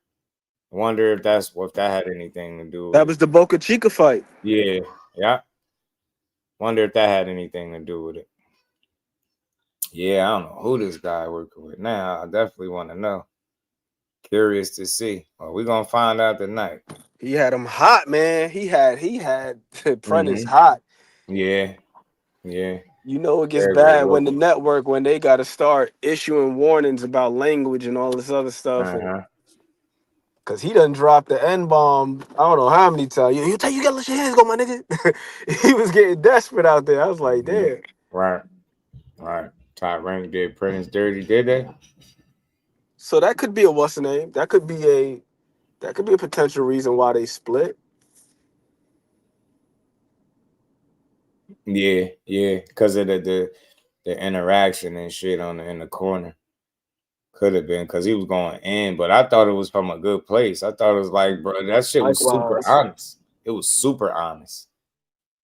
Like, bro, let your damn hands go. What you doing? Like, you doing all of this work, and then you just watching him, and he was very, very honest. Now, you need dudes like that, but I hope maybe he do an interview and somebody can ask him. I just be curious. Like, I ain't trying to be messy, but like, just on some boxing shit, like, what happened? Like that dude really cared about him for sure. You could say that he definitely talked and coached in a way that let you know, like, he believed in him. Like, bro, like, because then you tell him to do the shit, he do the shit, and it works. So it's like, maybe, but like I said the other day, relationships, sometimes they just run their course, so maybe that was the case with theirs, possibly. And the other thing, too, is, I do feel like it is a valid boxing question. I don't think it's necessarily messy. Right. Because we know the importance of relationships, chemistry, synergy, and just confidence and trust. The role that plays in the boxing ring. You know what I mean? Like, somebody was just talking about take a few minutes ago. Big Dog Willie. We all know that famous moment with Coach Calvin. How long you been trusting me? When I say penitentiary, then you could just see the look on Tank's face. Right. When he said that to him. Like, he knew how to communicate with him. Right. And I think it could be one of those things where it may not have been just the relationship as a whole, but maybe Tiger's not one of them guys that could be spoken to a certain way. Right. It don't make him soft. It don't make him, mentally weak or anything like that. But there's some people that you can just talk to and they get the message. Then there's other people where you may have to push a few buttons where you gotta yell at them, you gotta curse them out, and then now they respond. Right. Hell, my son is that way. I could tell him all day long, hey, bro, I need you to do this. He dragging his feet. The moment I say, you better get your ass up, then it's like, all right, cool.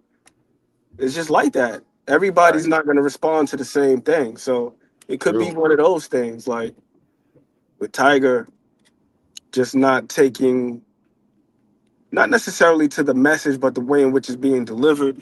And Shawa made a great point, too, about it being on television. I'm pretty sure, like, no grown man wants to be spoken to like that with hundreds of thousands of people watching. Some people can take it, some people can't. Yeah, that's true too. It's true too. Because I'm one of those people. Tell you that right now. And I ain't even been in that situation. It could be two people around. I'll be sitting over there looking like, man, because he dealt with it the right way. He took it in stride, stayed calm. Yeah. You know what I mean? But I wish he would have responded to the instruction more. He wouldn't have had to go off as much. It's like that for some people too. It could be two people around. Yo, watch your fucking mouth. Who you think you talking to? At that point, you're not even listening to the message. It's I don't like the way you said it. Right. So that's Right. Yeah, important too. he be Like on point. knowing. He was letting them know, like, man, like, bro, you gotta let your hands go. You gotta throw some damn punches. No, You but this is being what I'm saying on Shawwa. You said that Top Rank, they had the cameras all up in the corner. But what I'm saying is there is the potential for the guy, the fighter, the person who's getting yelled at, where they feel some type of way about that. You go on Twitter, then that clip is in circulation, and you getting cussed out, and you just sitting there looking all docile. Like, how does that look? right. And we know that when it comes to fighters, a lot of these guys, they understandably have egos. Right. You ask any of these fighters who they think could beat them. You could be like, you think you could beat Godzilla? I don't give a damn who it is. Right. I don't care what he bring. I'm gonna whoop his ass. Right. I don't care who it is. I'm gonna beat his ass. So you think that guy wants to be spoken to a certain way in front of a whole bunch of people? Mm-hmm. Some people can take it because they can separate the message from the delivery, and other people they just can't. Right. Some people they may not even voice it in the moment. They might feel some type of way, be silent about it, but then next thing you know, you thinking everything is on the up and up, but they feeling some type of way, but they just didn't voice it to you. Right. That's true. It's true. And you wondering why the relationship ain't the same, or why they not responding to you the same way, and they still holding on to some shit because they just let it sit on their chest instead of getting it off. So and this boxing thing is very tricky like that. It's not just the X's and O's. Yes, Cameron, it's about the trust. And it's like, yo, if this man can't communicate with me in the way in which I need to be communicated with, it's like, can I trust him? It don't matter if he's telling me the right thing. It could be the right thing, but do I trust it?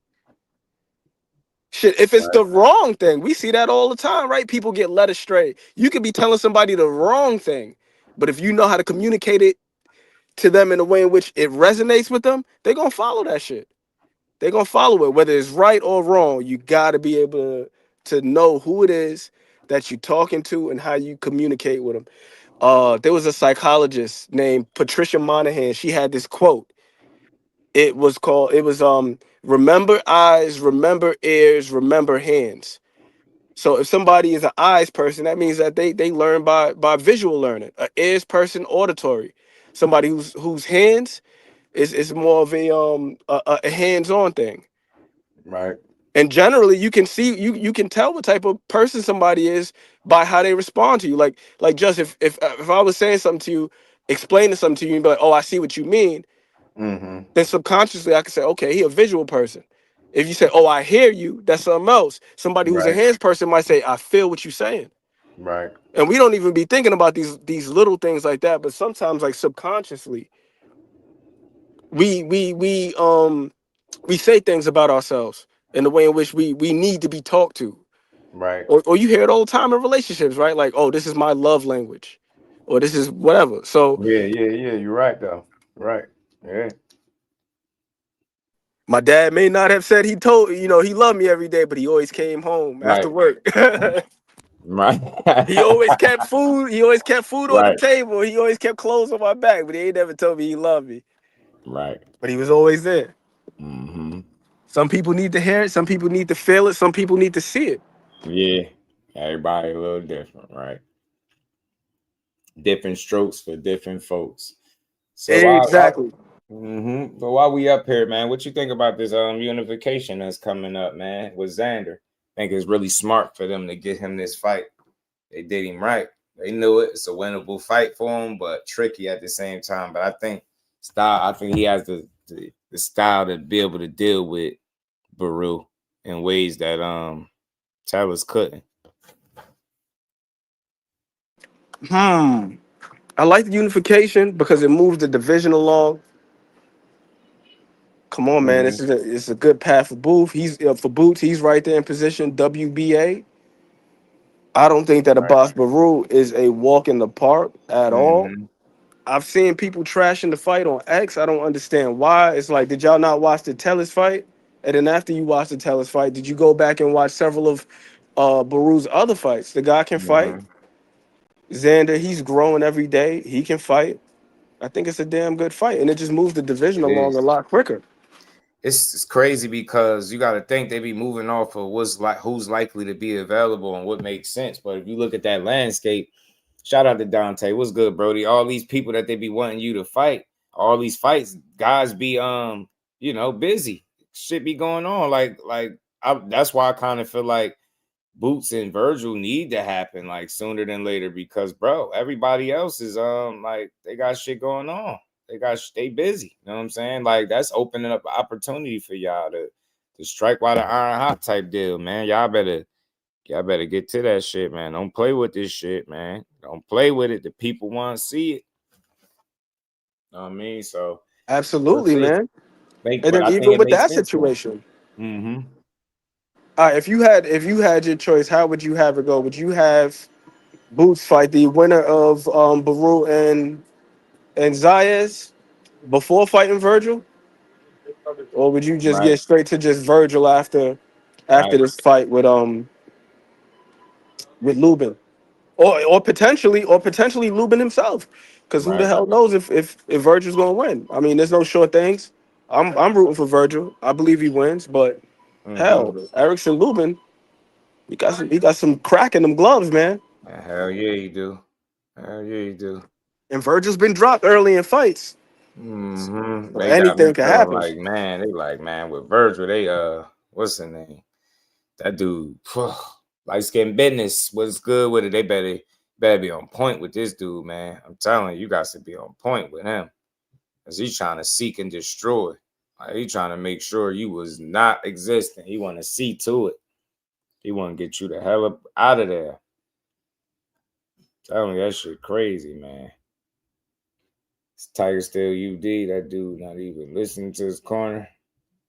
Yeah. Hey, they say he trains trainers now, so that's very interesting. That could really play a factor. That could really play a factor in how he perform and what goes on in this fight. And I just hope for his sake he made the right decision by hope he made the right decision by changing trainers the way he did. I truly do. I hope he did. I hope so. I hope so, but we gonna find out because it's gonna tell, man. Nicholas Flaws got the kind of style. You gonna find out just how prepared you are. And I'm glad that it's coming. This should be coming on shortly too, 6:30, y'all. So we gonna chop it up for a while. But look, Abass, Baraou, and Xander is a good unification fight. I think it's a winnable fight for Xander, but nothing's for sure, right? If you just look at the landscape, I'm not surprised why they went in that direction, and it's a unification. But I think we're really gonna find out more about Xander in this particular fight, and in that next one, whoever he fights next, because you're a unified champion now. The thing with Xander that's gonna get interesting, and ain't gonna be no going back. Get me once you accomplish and you do what you're doing, it's like now you really knocking on the door and you a unified guy, so you just can't just fight anybody. So we got to see what makes sense and what direction you're gonna go. But as Baraou, he upset one guy already, and Yoenis Tellis, and that dude was expected to win. Baraou had other plans. He bloodied him, punched his braids loose. Dude was in there scrapping. That shit low key turned into a war.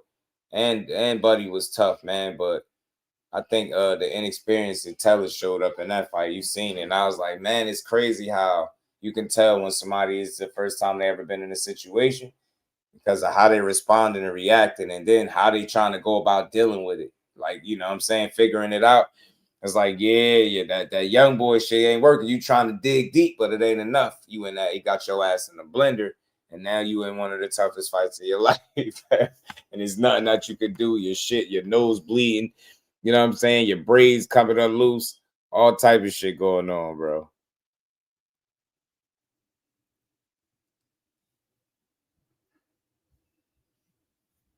Yeah, man. I got a boss Baraou in that fight though. Yeah, got him beating Xander. Yeah, I do.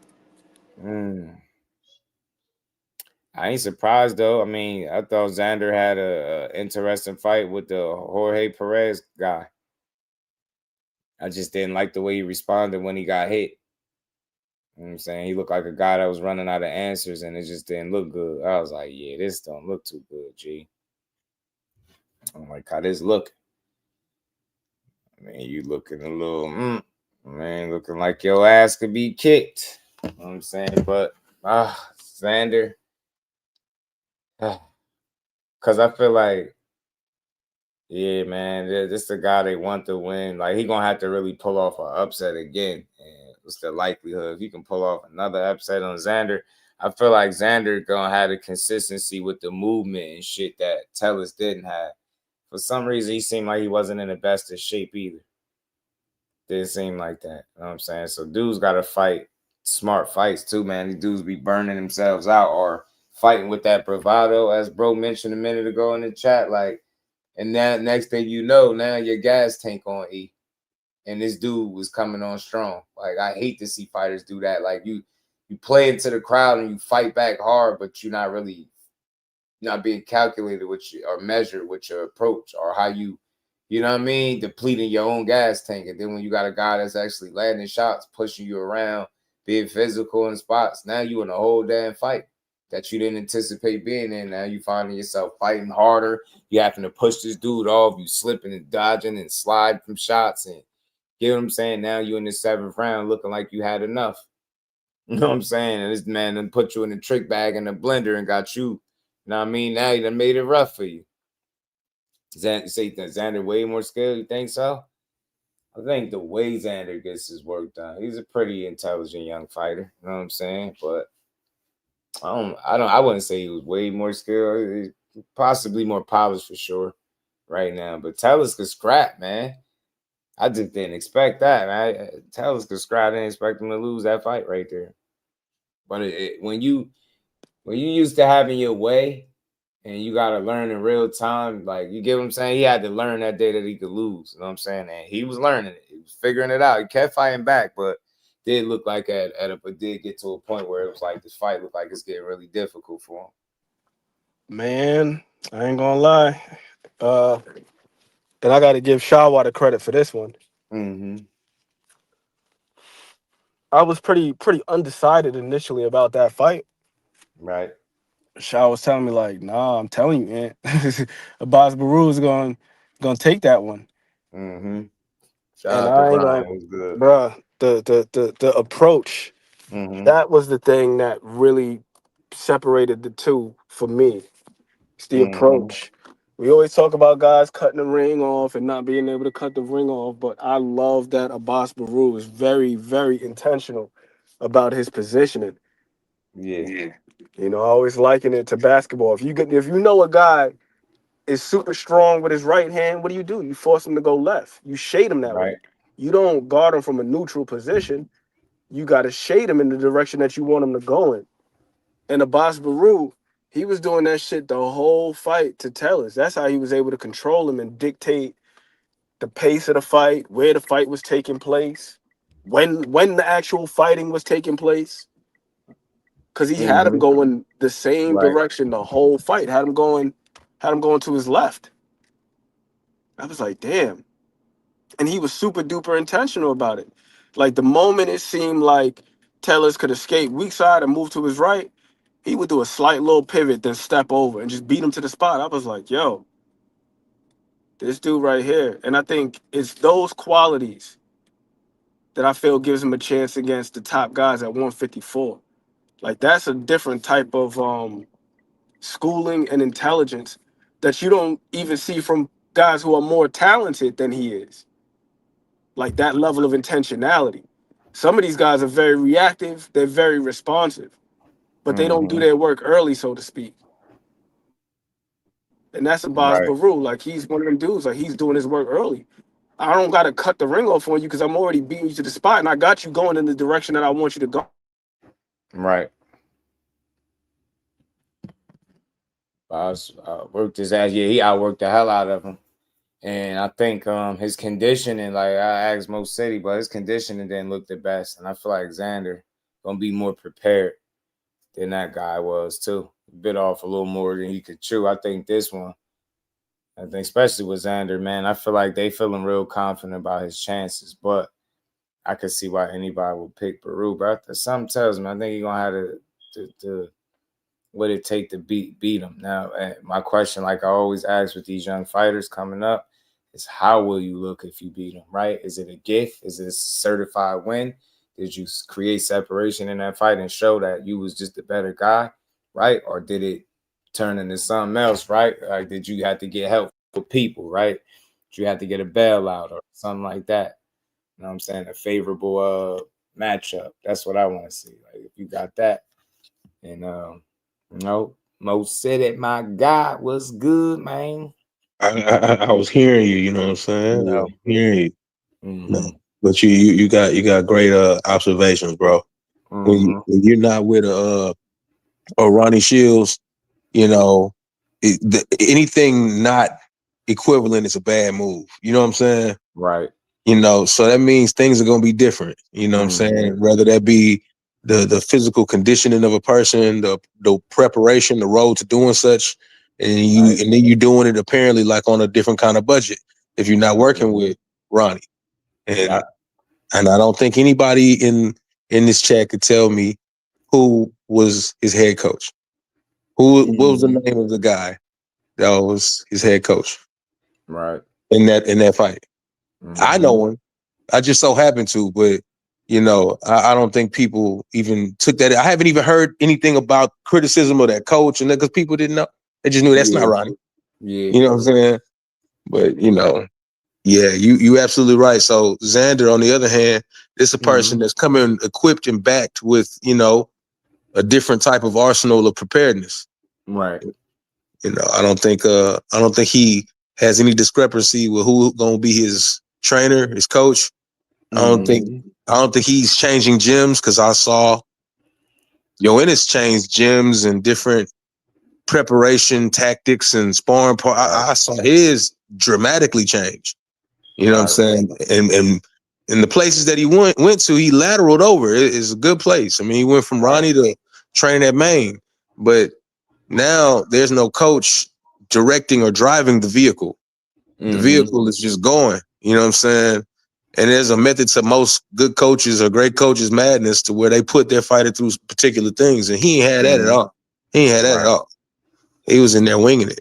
You know what I'm saying? Rob Diller. What it do, homie? He said, shout out to Most City Men's, bro. From my city, I rock with him and his interviews. He put me on in the shot dab. Yes, sir. Man, for real. Yep. That's Nishant is about to fight in Africa. I know a lot of people don't even know that, but next fight, big experience for him. Yeah, that's in December. That card's in December, but he's fighting in Africa. That's gonna be wild for his 5th fight. So you know what I'm saying? Yeah, good dude though. Yeah. So Lee Ellis wasn't right, man. Got outworked. Started looking fatigued, braced, coming out, fighting back hard. But at that point, I knew that was out of the realm of what he actually wanted to be doing, and he had to be doing it to prove to this guy, look, I'm fighting you back. I'm in here with you. But I was like, when you can feel and see that's going on, you're fighting harder. Well, you're exerting more energy and effort to do the same thing he's doing, and he's being effective while he's doing it. So I seen it. He just had some real rough moments, and I was like, yeah, this shit getting thick in here. It's getting a little rough on him. Yeah, he almost got stopped.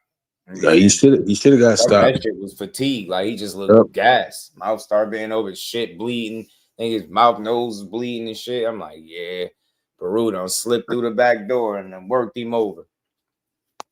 I'm saying now they got him slated to fight Xander, which I think could be good, cool unification for them. But it kind of removes other people off the table. Baccarat fighting Josh Kelly. You get me? Dudes is taking up Fandor, busy, like all these other fights. But guess who about to fight tomorrow? You know what I'm saying? That's who gonna be at the fight. So that is like, y'all got so many reasons to go ahead and do what y'all doing, but shit sound funny, man. What I be hearing, like, you know, Robert Garcia was speaking about this situation and he shut it down. Boots doesn't want to fight Vergil. Boots is not going to fight Vergil next. You know, whatever they say, oh, there's a signed contract already. That's all. You know, there's Boots is not going to fight. You know, Boots is not going to fight Vergil next. You know, he's gonna show up. You know, why didn't they call us up and invite us to his fight 2 weeks ago or 3 weeks ago? Whenever he just fought recently. You know, you come to ours, we go to yours. We promote the fight. That would have been the perfect idea to do. But you know, they want to show up, you know, and they are going to show up. That doesn't make a difference. You know, Vergil's going to do his job. But, you know, that's just kind of like trying to get the media, the press to believe that they're ready for the fight. I know they're not. I know they already have a date where they already have, you know, a possible opponent already. So it's all part of the show, part of promoting the event, part of promoting his fighter, and Eddie's doing a great job doing it. To say that, because why would that be the energy instead of saying, look, come here, man, if y'all really want to fight, then we gonna fight. It's like, man, you're not fighting Boots next. This is part of the show. And yeah, why didn't you invite us to your fight? Now why are you coming to our fight? It's like, shut up. Yeah, he coming. You know what I'm saying? Y'all should have went. You know what I'm saying? If y'all wanted to fight, it's a two-way street. So I get where you're coming from to a degree. You gotta speak in favor of his guy, but bro, just cut the shit. Y'all put out that wild ass statement at 47, so about them 48 months. So we don't want to hear that shit. And he got to be ready at this point. Going to the fight has to, like, that's gonna be a bad move if you go to his fight and you don't plan on trying to fight neither one of the guys or whoever win. Like, you can't pull in another Lima. You don't have the leg room to go there with that. So that's why I say when people just listen to both sides, they be sounding like they don't even care for the fight like that. I ain't saying they ducking or nothing, but they know Boots here now. They know that shit about to get spooky, man. Cause it just don't sound very inviting. Like, why didn't they invite it? Why didn't they invite us to their fight? You know, and they're gonna show up and it's not gonna make a difference. It's gonna make a difference. Boots applying pressure. Boots applying pressure. I hope Boots does go, but I don't ever allow fighters making a cameo appearance at a fight as the way I'm gonna view the situation. You get what I'm saying? Like the way you do it to perpetuate, like, yeah, I'm looking for him, or you know, it's cool, it's dope. Right. You know what I'm saying? And Robert is correct. If you know you're gonna fight, that's how you sell the fight. You know what I'm saying?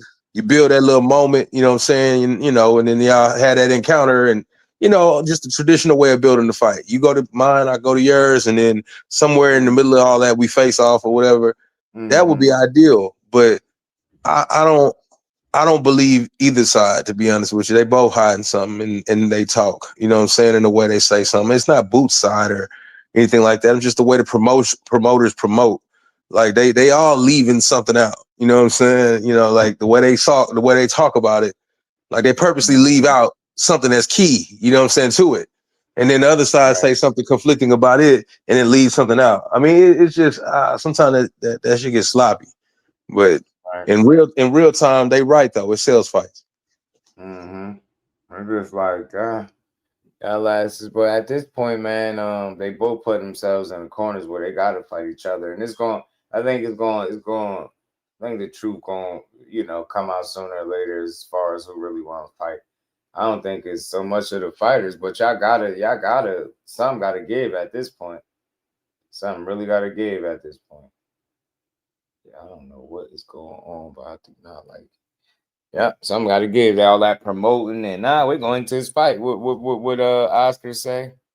Oscar had his little warning for Boots. Where you at, man? Oscar said, man, Boots, stay your ass at the crib, man.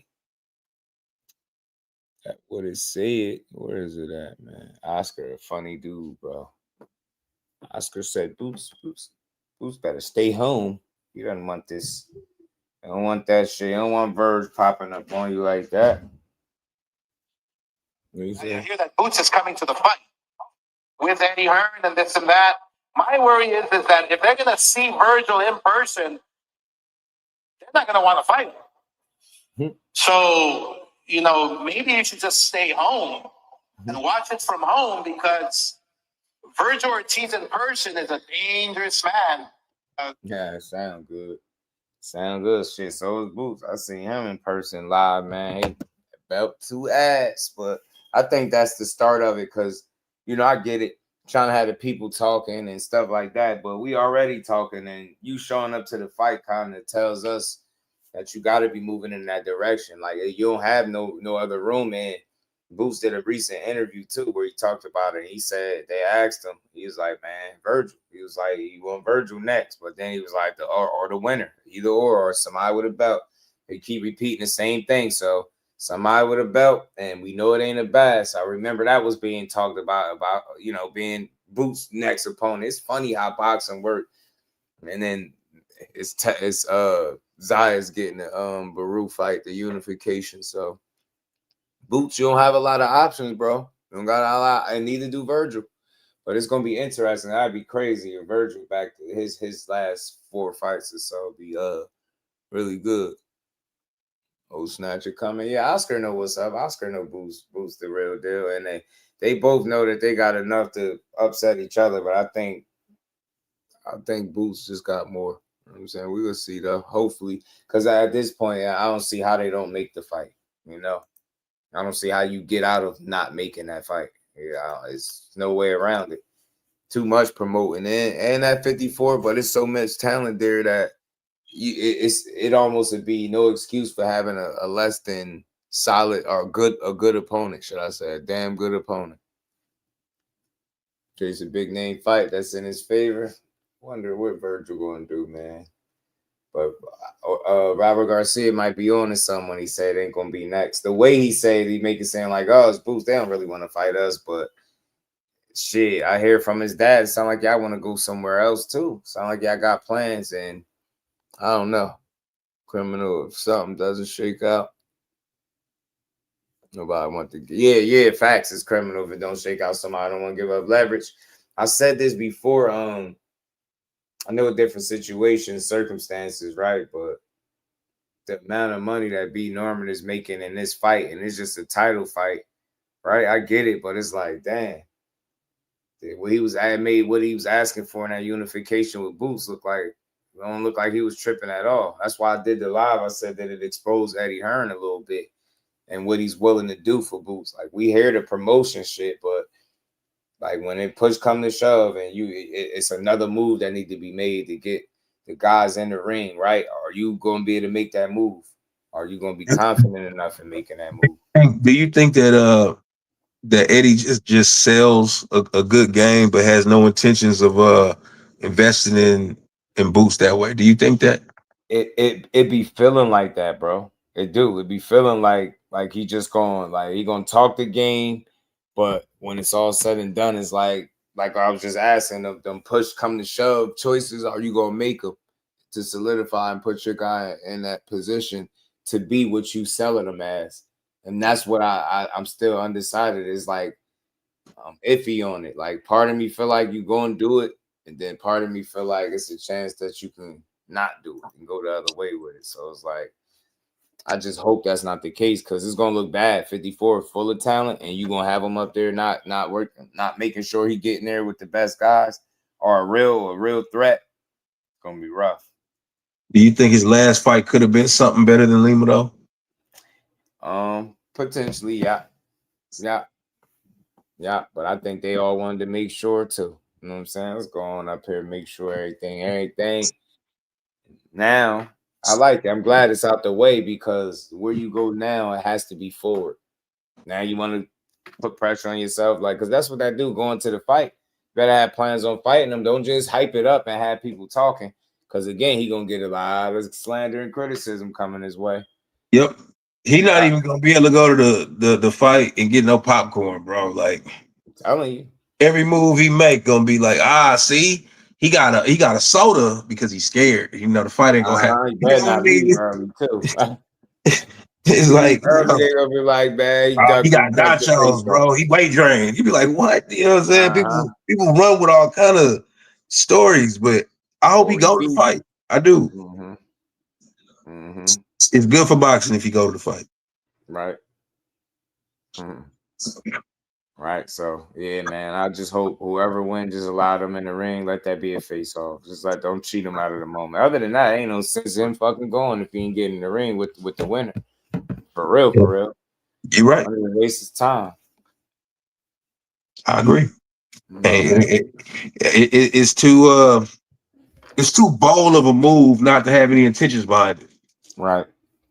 And it's crazy. I want Lubin to win, but I was up here discussing. That's where my heart at with Lubin, but I feel like Ortiz might pull it off, and I feel like these AIs out here predicting 9th round knockouts is wow. I think that he gonna stop him. That's crazy, man. Cause more than likely, if he wins, it's gonna be by a stoppage. Probably possible. Come on, Lubin, lay that sledgehammer on him. Sledge and hammer. You know what I mean? Do the duck. Do the squat hook on his ass, man. Squat on his ass. Do the squat hook, man. That he did, man. The shit that went by. Beat his ass, man. Let's go, Vergil. That's my guy, man. But part of me, but like I said, man, I want Lubin to win for my own reasons, but I just think Vergil gonna pull it off. You said something interesting before about the implications that this has for Lubin. Do you think potentially this could do some damage to his reputation if he were to lose? Yeah, it makes him a certified gatekeeper. That's what the public gonna do to him. Yeah, I'm not saying I think that. Yeah, but they're gonna definitely go. Okay, Jamel Charlo was a big step up, and you didn't do what you should have done. Then they're gonna go to the Fundora fight. Yeah. And then they're gonna go to the Vergil Ortiz fight, and God forbid it's by knockout. You know what I'm saying? You're gonna start hearing that he really shot. You know, he on the wrong side of 30, and you know you're gonna start hearing all kind of stuff like that. It can't just be one guy was the better guy that night, and the other dude got to pick up the pieces. It ain't gonna be just that.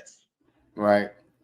That's what it is, man. That's really what it is. And you said as much. You said as much as what I was thinking. I didn't want to put that in the atmosphere for Lubin because I think he's a terrific fighter, and I remember all the promise that was surrounding his name when he was coming out of the amateurs. Yeah. You know, they were talking about him being an Olympic hopeful and all that good stuff. So he's been talked about for quite some time. And then, of course, the viral moment with the squat versus Jorge Cota. And then you get in there with Jamel to step up. And this is the thing that I'm a little bit afraid of for him. I think he might be one of them, like 97 Utah Jazz. Like, you good enough to get to the promised land. But you'll never take it. You'll never get it. You'll never take it. You good enough to get there. You're going to beat everybody in between. But you just cannot get over the hump. Yeah, they're going to make that boy Indiana Pacer. Shout out to CJ Rich, man. He say he got the Supreme Nachos weight drain. Yeah, Vergil a little skinny in the face. And we ain't never got a box again. Well, I already been getting these back, but now it's time for you to get your Jusdueboxing. Look a little slim. Just you say skinny, and I agree with you, but I see that a lot with a lot of guys. What I saw with him was like his unexcitedness. He was acting the part of being drained as well. You know what I'm saying? Good, bro. The way he talked sounded lethargic. You know what I'm saying? He wasn't like he didn't have a lot of energy even in his speech. You know what I'm saying? I don't know. You know, right. Dudes have crazy weight drain. Remember all that talk about Boots, how he looked? You remember that? Yeah. You know, oh man, he definitely weight drain. You could see it. Then he go out there and do what he did. You know what I'm saying? And yeah, man, it's Vergil be struggling probably because his ass probably could be even higher. That's what I think it is. You know what I'm saying? They mentioned 160 already too. Fighting Crawford at 60. I was like, let me find out. Yeah, I bet I know one thing. That'd be some weird timing if like while this fight look like it's brewing and like just things are aligning for them to line it up, and they be like, oh no, you know what? We're going to 60. I'd be like, bro. Yeah. Timing would be crazy. That would be bad, bro. I'm like, y'all extended the hell out that 48 months. Then y'all are playing games. You know what I'm saying? So I just can't wait to see it, man. A lot of criticism from Boots, but we know these guys want to get paid and or belts to fight them. So they definitely going to 60. They pull that shit, bro. Oh man, I'm gonna be like, yeah, y'all invading that damn killer. telling you, I can't wait to see that fight. They gotta make it. You know what I mean, they done promoted it too much, talked about it. Got Oscar gassing it, telling Boots to stay his ass home. Don't even come to the fight. Said seeing Vergil live, man. I'm not saying seen Boots live. You goddamn right. I'm going for the other Damon Western. What the fuck am I watching? Man? I'm watching my picture, y'all, with 3 oranges on the left side. I think them oranges. 3 carrots on the right side. Orange plus carrot. Orange minus a carrot, bro. The level of this is over 1,100 people watching this shit right here. Carrots and oranges on the screen, and pluses and minuses like it equals some shit. Orange plus a carrot is 20. You know what? All right, internet. I see what y'all on. The internet, man. We're not even talking about Tank though, fam. So yeah, Boots said he was drained. He didn't say he was drained, but he said that the pop is going to be different at 54. It's probably time to move up after the Karen rematch. Right. But he looked good versus Stan Jonas. To Bro's point, like he was saying, there was a lot of speculation about whether or not he was drained, and come fight night when he filled out the rehydration, he looked like a damn superhero. So you never know how these guys going to look. And then also, I think part of it is like the optical illusion. We get used to seeing them a certain way with a little weight on their face, and then when we see them cut down, then they look a certain way. It's almost like if you see somebody got a beard all the time or a mustache and they shave that shit off, like, bro, you look weird as hell. Right. You got a dietitian for Stanley Otis. Nick Bowling said the whole world conference was about Boots. I'm telling you, man, because they know what's up. Man, I like the Vergil answer though. When they asked him like, how you feeling about them basically using you as a barometer for Boots. Like, you know what I mean? That's you gonna be the fight that show us how good Boots is. He said, I don't like it. I don't like that. Sound like Vergil like, I don't like that shit. They got me fucked up. He's just like, you gonna get in here, just kick my ass? I bet. I can't wait to see it though, man. I just hope that the teams could align it up, right? Because that's the only thing that I hear miscommunication as to how they be talking about how the fight gonna get there, how they gonna make it, and when they speak in my life, why would Robert be saying they not gonna fight? Like, why would that be the thing? Why would Vergil guys say, "Oh, Oscar don't tell us when to fight"? We get that, we know that, but it's like, bro, I mean, not Oscar or Eddie. Like, bro, we know this shit. So.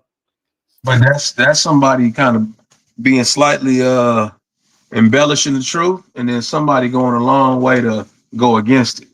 You know what I'm saying? When Eddie was like, yeah, I got Boots to sign for the Vergil fight. We're just waiting on him. That insinuates that there's a contract that one man signed preparing to fight another man. But that's not what Eddie's saying. He's such a hell of a talker. He's got a contract between him and Boots that says, I will deliver a Vergil Ortiz fight. That has nothing to do with Vergil. And I think that's where people kind of get a little crossed up. Oh, man, they say he ain't signed. And, look, man, they purposely blur the lines so you don't really know what's real. That's just what promoters do. I'll tell you what, though. You're going to end up making Boots look bad. I'll tell you that shit when you don't deliver them fights and y'all doing all this extra shucking and jiving, man. Y'all asses better find a way. Because I don't know who else you could fight, though. I ain't even going to lie with the way the landscape looking. Who you going to fight that's reasonable? You just had a soft touch, too. So that's the thing, man. With Vergil fighting Lubin, if he win, that's 3 tough, like, back-to-back fights. Is that next fight another tough guy, or do you take I doubt it. Off the touch, right? You get me? So maybe that's why Robert Garcia is saying that, too, because he know. He like, yeah, we going to go ahead and, go ahead and take it easy. It's crazy. I never understood that. I be trying to let people make it, but when they try to say boxing is dead, they single out American boxing is dead. It's not. The only people pushing that is the people that don't really watch it. It's too much shit going on to be talking about boxing dead. Like, that shit don't make sense. But we keep willing and wishing the death of the sport. You know what I'm saying? One of the best best and worst sports, man. One of the most imperfect but best sports that we got out there, man. Yeah. I think the wrong people got opinions on it. That's what's wrong with boxing. The people that are supposed to give a fuck about it, that really rock with it, they don't speak like they do. So it's like you start hearing like, because that's echo chamber shit when people do that. Boxing, American boxing is dead. Then you be like, give me an example. And then they're gonna say some stupid shit like they're gonna name the exhibition that didn't happen. Yeah. Boxing ain't dead, man. That shit ain't, you know, Mike, that shit ain't going nowhere.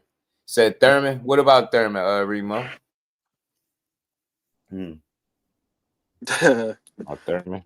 Well, now Reese so considerate. He hope behind the hands TV is his side chick is doing well. For sure. For sure. I'm gonna have to sneak out her house and go back to my crib. Yeah.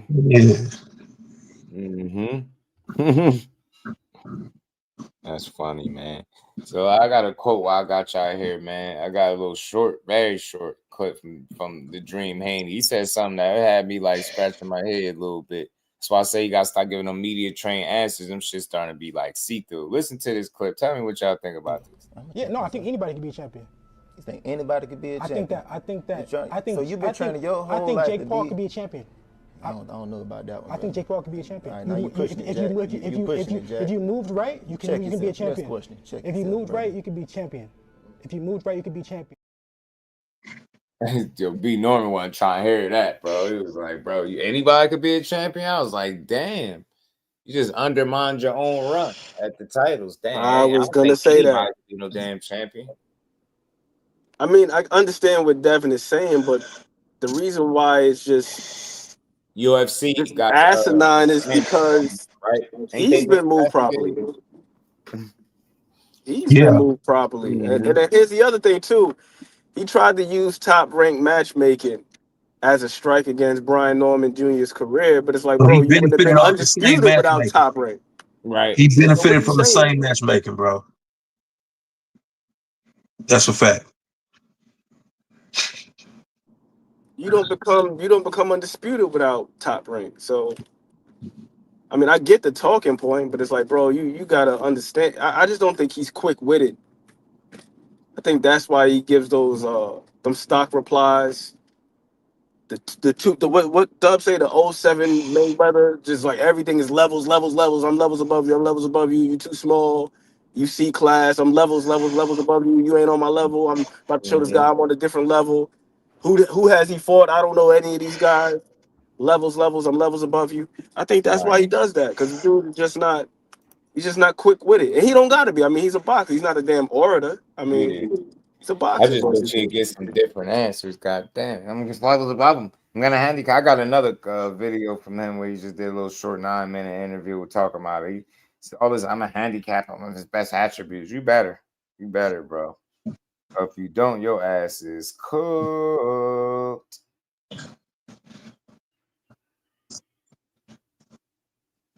This shit is wild, bro. He doesn't get out of it. He doesn't get out of that ring without a fight breaking out. That's how I see that. That's what it's starting to look like to me, and I feel like they've talked it in that direction. Right. Top ring matchmaking for black fighters is different. Try to get them beat. See Tiger opponents. Yeah, I was talking about that. How they matched Tiger up. I always thought they matched him up relatively tough.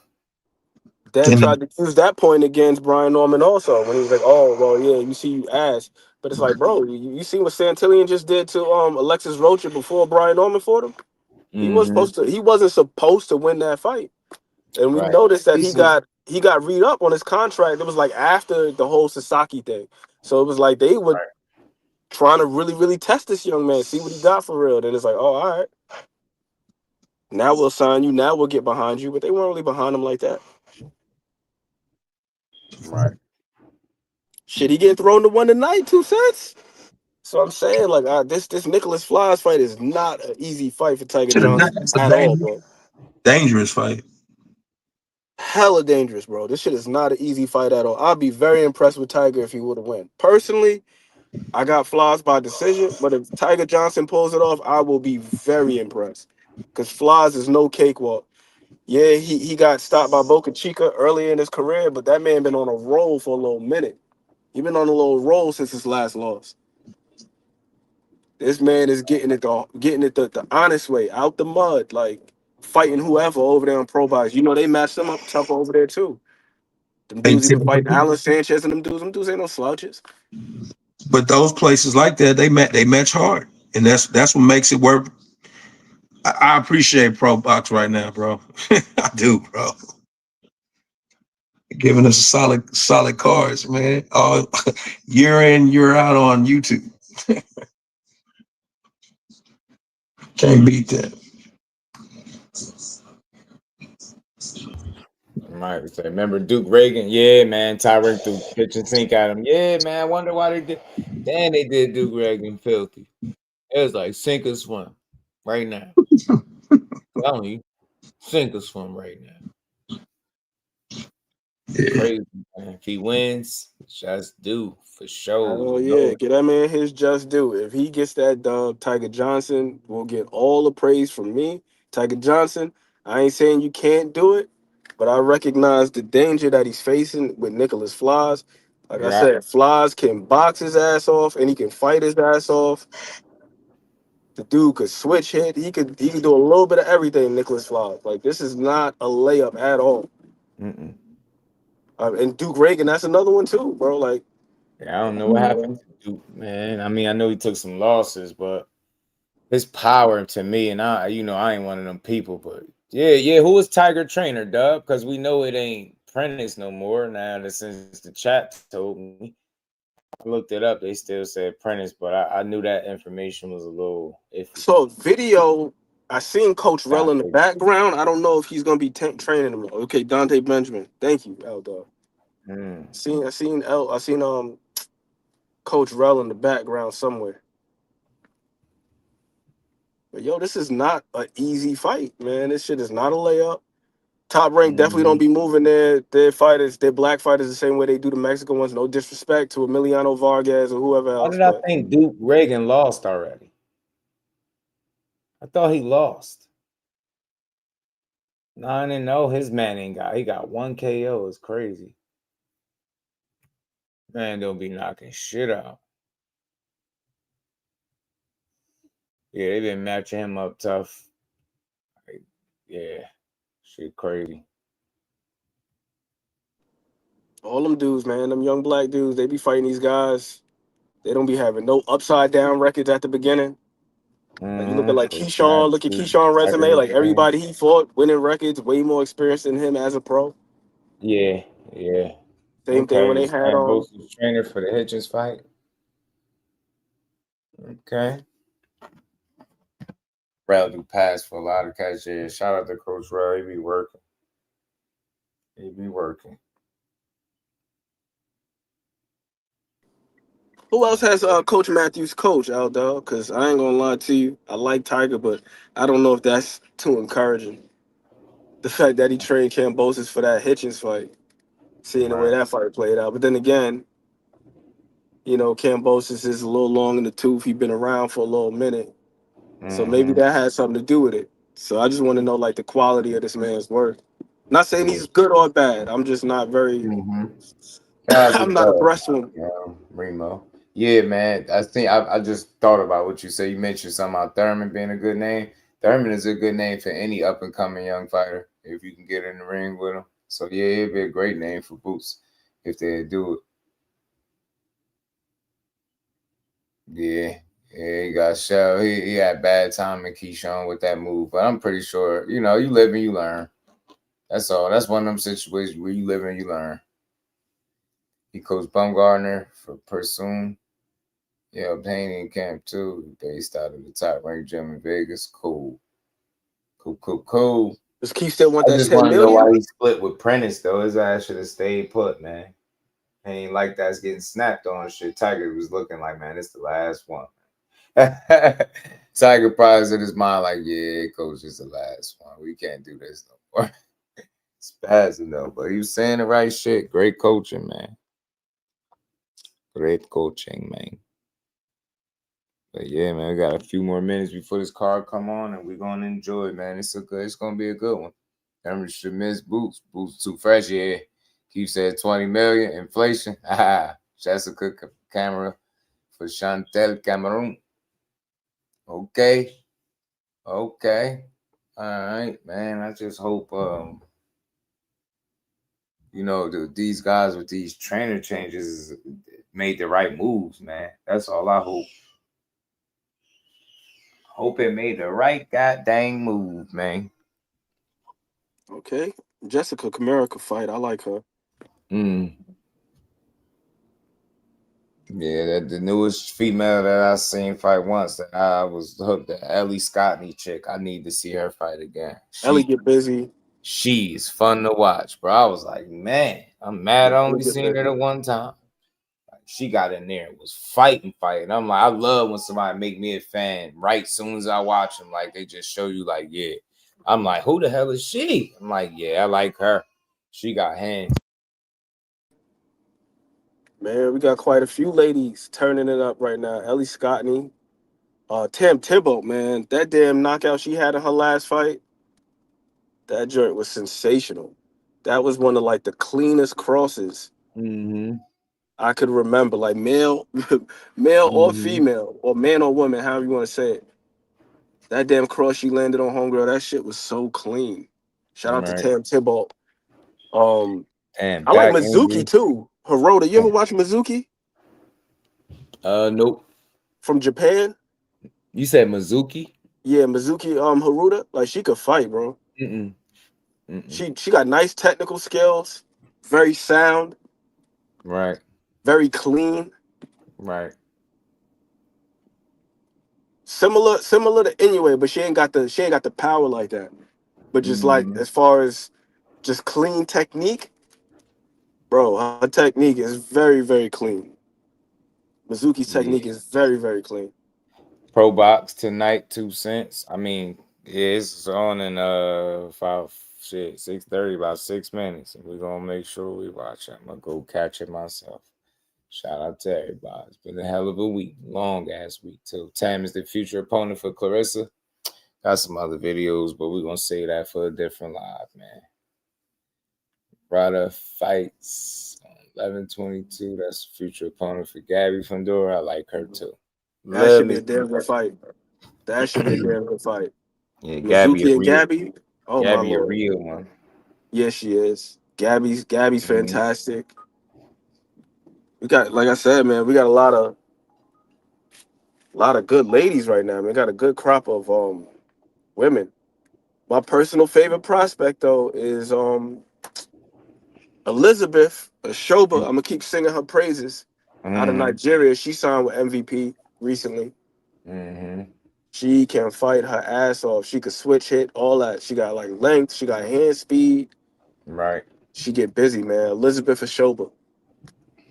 I want to see how Crystal Rosado bounces back too. I thought she kind of got a real deal, a raw deal. I should say, a raw deal versus Chicken. Yeah. Oh, you talking about the last fight that she ain't really win? Yeah. Artiga could fight too. Oh my god! And that woman's a damn like a school teacher or something like that. She had her students in the ring after the last fight. Right. That one fight she got on, the one fight she had on Pro Box was a little suspect. The decision could have went either way. Right. But Artiga can fight. Like, yo, bro, there's just so many women right now that can fight. It's amazing. Right. Michaela Mayer looked sensational recently. You got thick neck ass Katie Taylor. She can box her ass off. Right. Like the amount of quality women boxers we have. I just wish we had more of them, like north of like 154 and like 168. 168, we got like Shadeja, Savannah, a couple of other ones. Right. But down there south of like 154, man, so much talent. So much. It is. It really is. I can't wait to see these guys mix it up. Thinking about Tiara. And get the running Tiara around. get busy too. Tiara Brown, oh my Lord, she can fight. Yeah, I try to get her on, man, but she said she'll come on, but I ain't hit her back, so maybe I'll reach back out one day. I like Tiara Brown. Superman. What's good?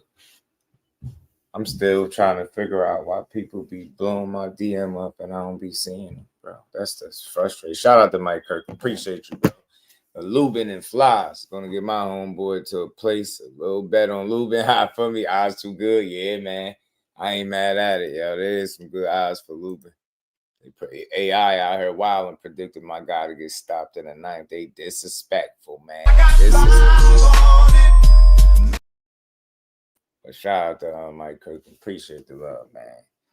Yeah, man, it's gonna be a good one tonight, though. And then we got the Lubin and Ortiz tomorrow, man. We might call that one. I was thinking about calling the Pro Box, but I said, nah, we got Lubin and Ortiz, and we've been talking about it all week, so why not call it the zone card and enjoy it, man. Have some fun with it, you know. And this Pro Box one is gonna be it, man. They don't put on corny shows, bro. I love Pro Box for that. They don't even get it. They don't even get it, man. They do not put on bad shows at all. I love to see it, man. So we're going to find it. 80, 79 here. 86 over here. 80, baby. 86, baby. Women's boxing channel sounds good, though, L-Dub. I think you should do it because, again, there's so much talent down there that needs to be highlighted, man. So much. Said women's boxing channel. Yeah, that's what L-Dub was saying, doing an all-women's boxing show. That's dope. Shit, man, because this another woman, man, I watched her fight, and I really, really dug her style from Argentina. Carla Marino. Yeah. She is smooth as hell. Her style is so damn smooth. It's like very little wasted movement.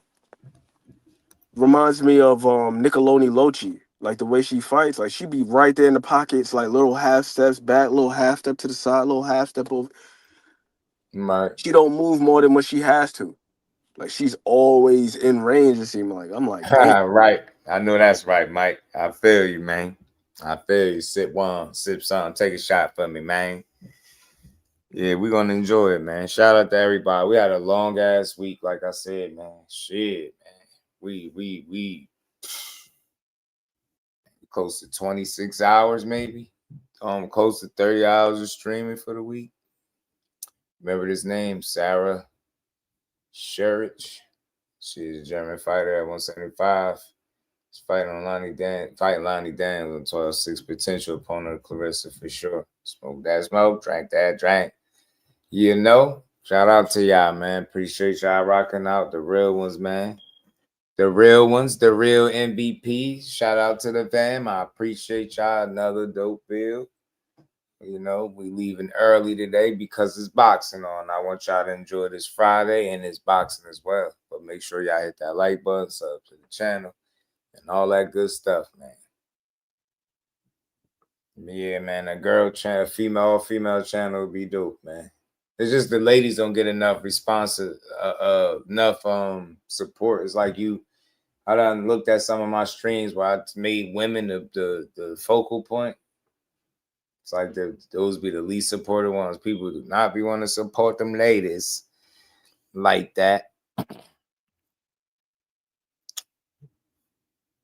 But, man, let's see if AI get it right tonight, y'all. Let's see if they got Lubin effed up, or let's see if they on the song, man. It's gonna be a great fight though. But this Pro Box card is the one, man. It be on, and it should be starting now, y'all. So again, I appreciate everybody pulling up and rocking out. Appreciate the love and support. Y'all know how we do. We just grind and growing. We're gonna keep building, man. Long ass week, man. I need a vacation. I need about a good week. Vacation. Be all types of shit going on in boxing in a week. It's crazy, but that's how it go.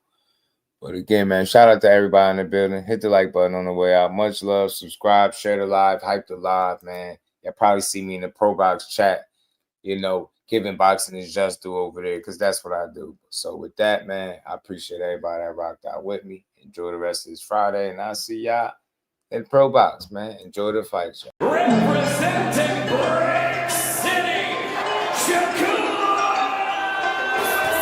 Finding those levels, too. Look at that four-punch combination. It's a masterclass right now from Shakur Stevenson. That's what you're seeing, a masterclass.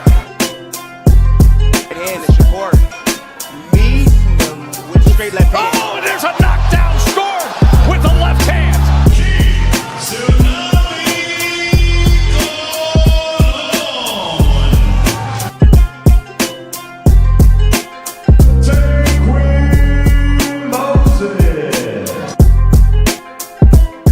From Patterson, New Jersey, please welcome the sweet Terminator, Shadesha Green.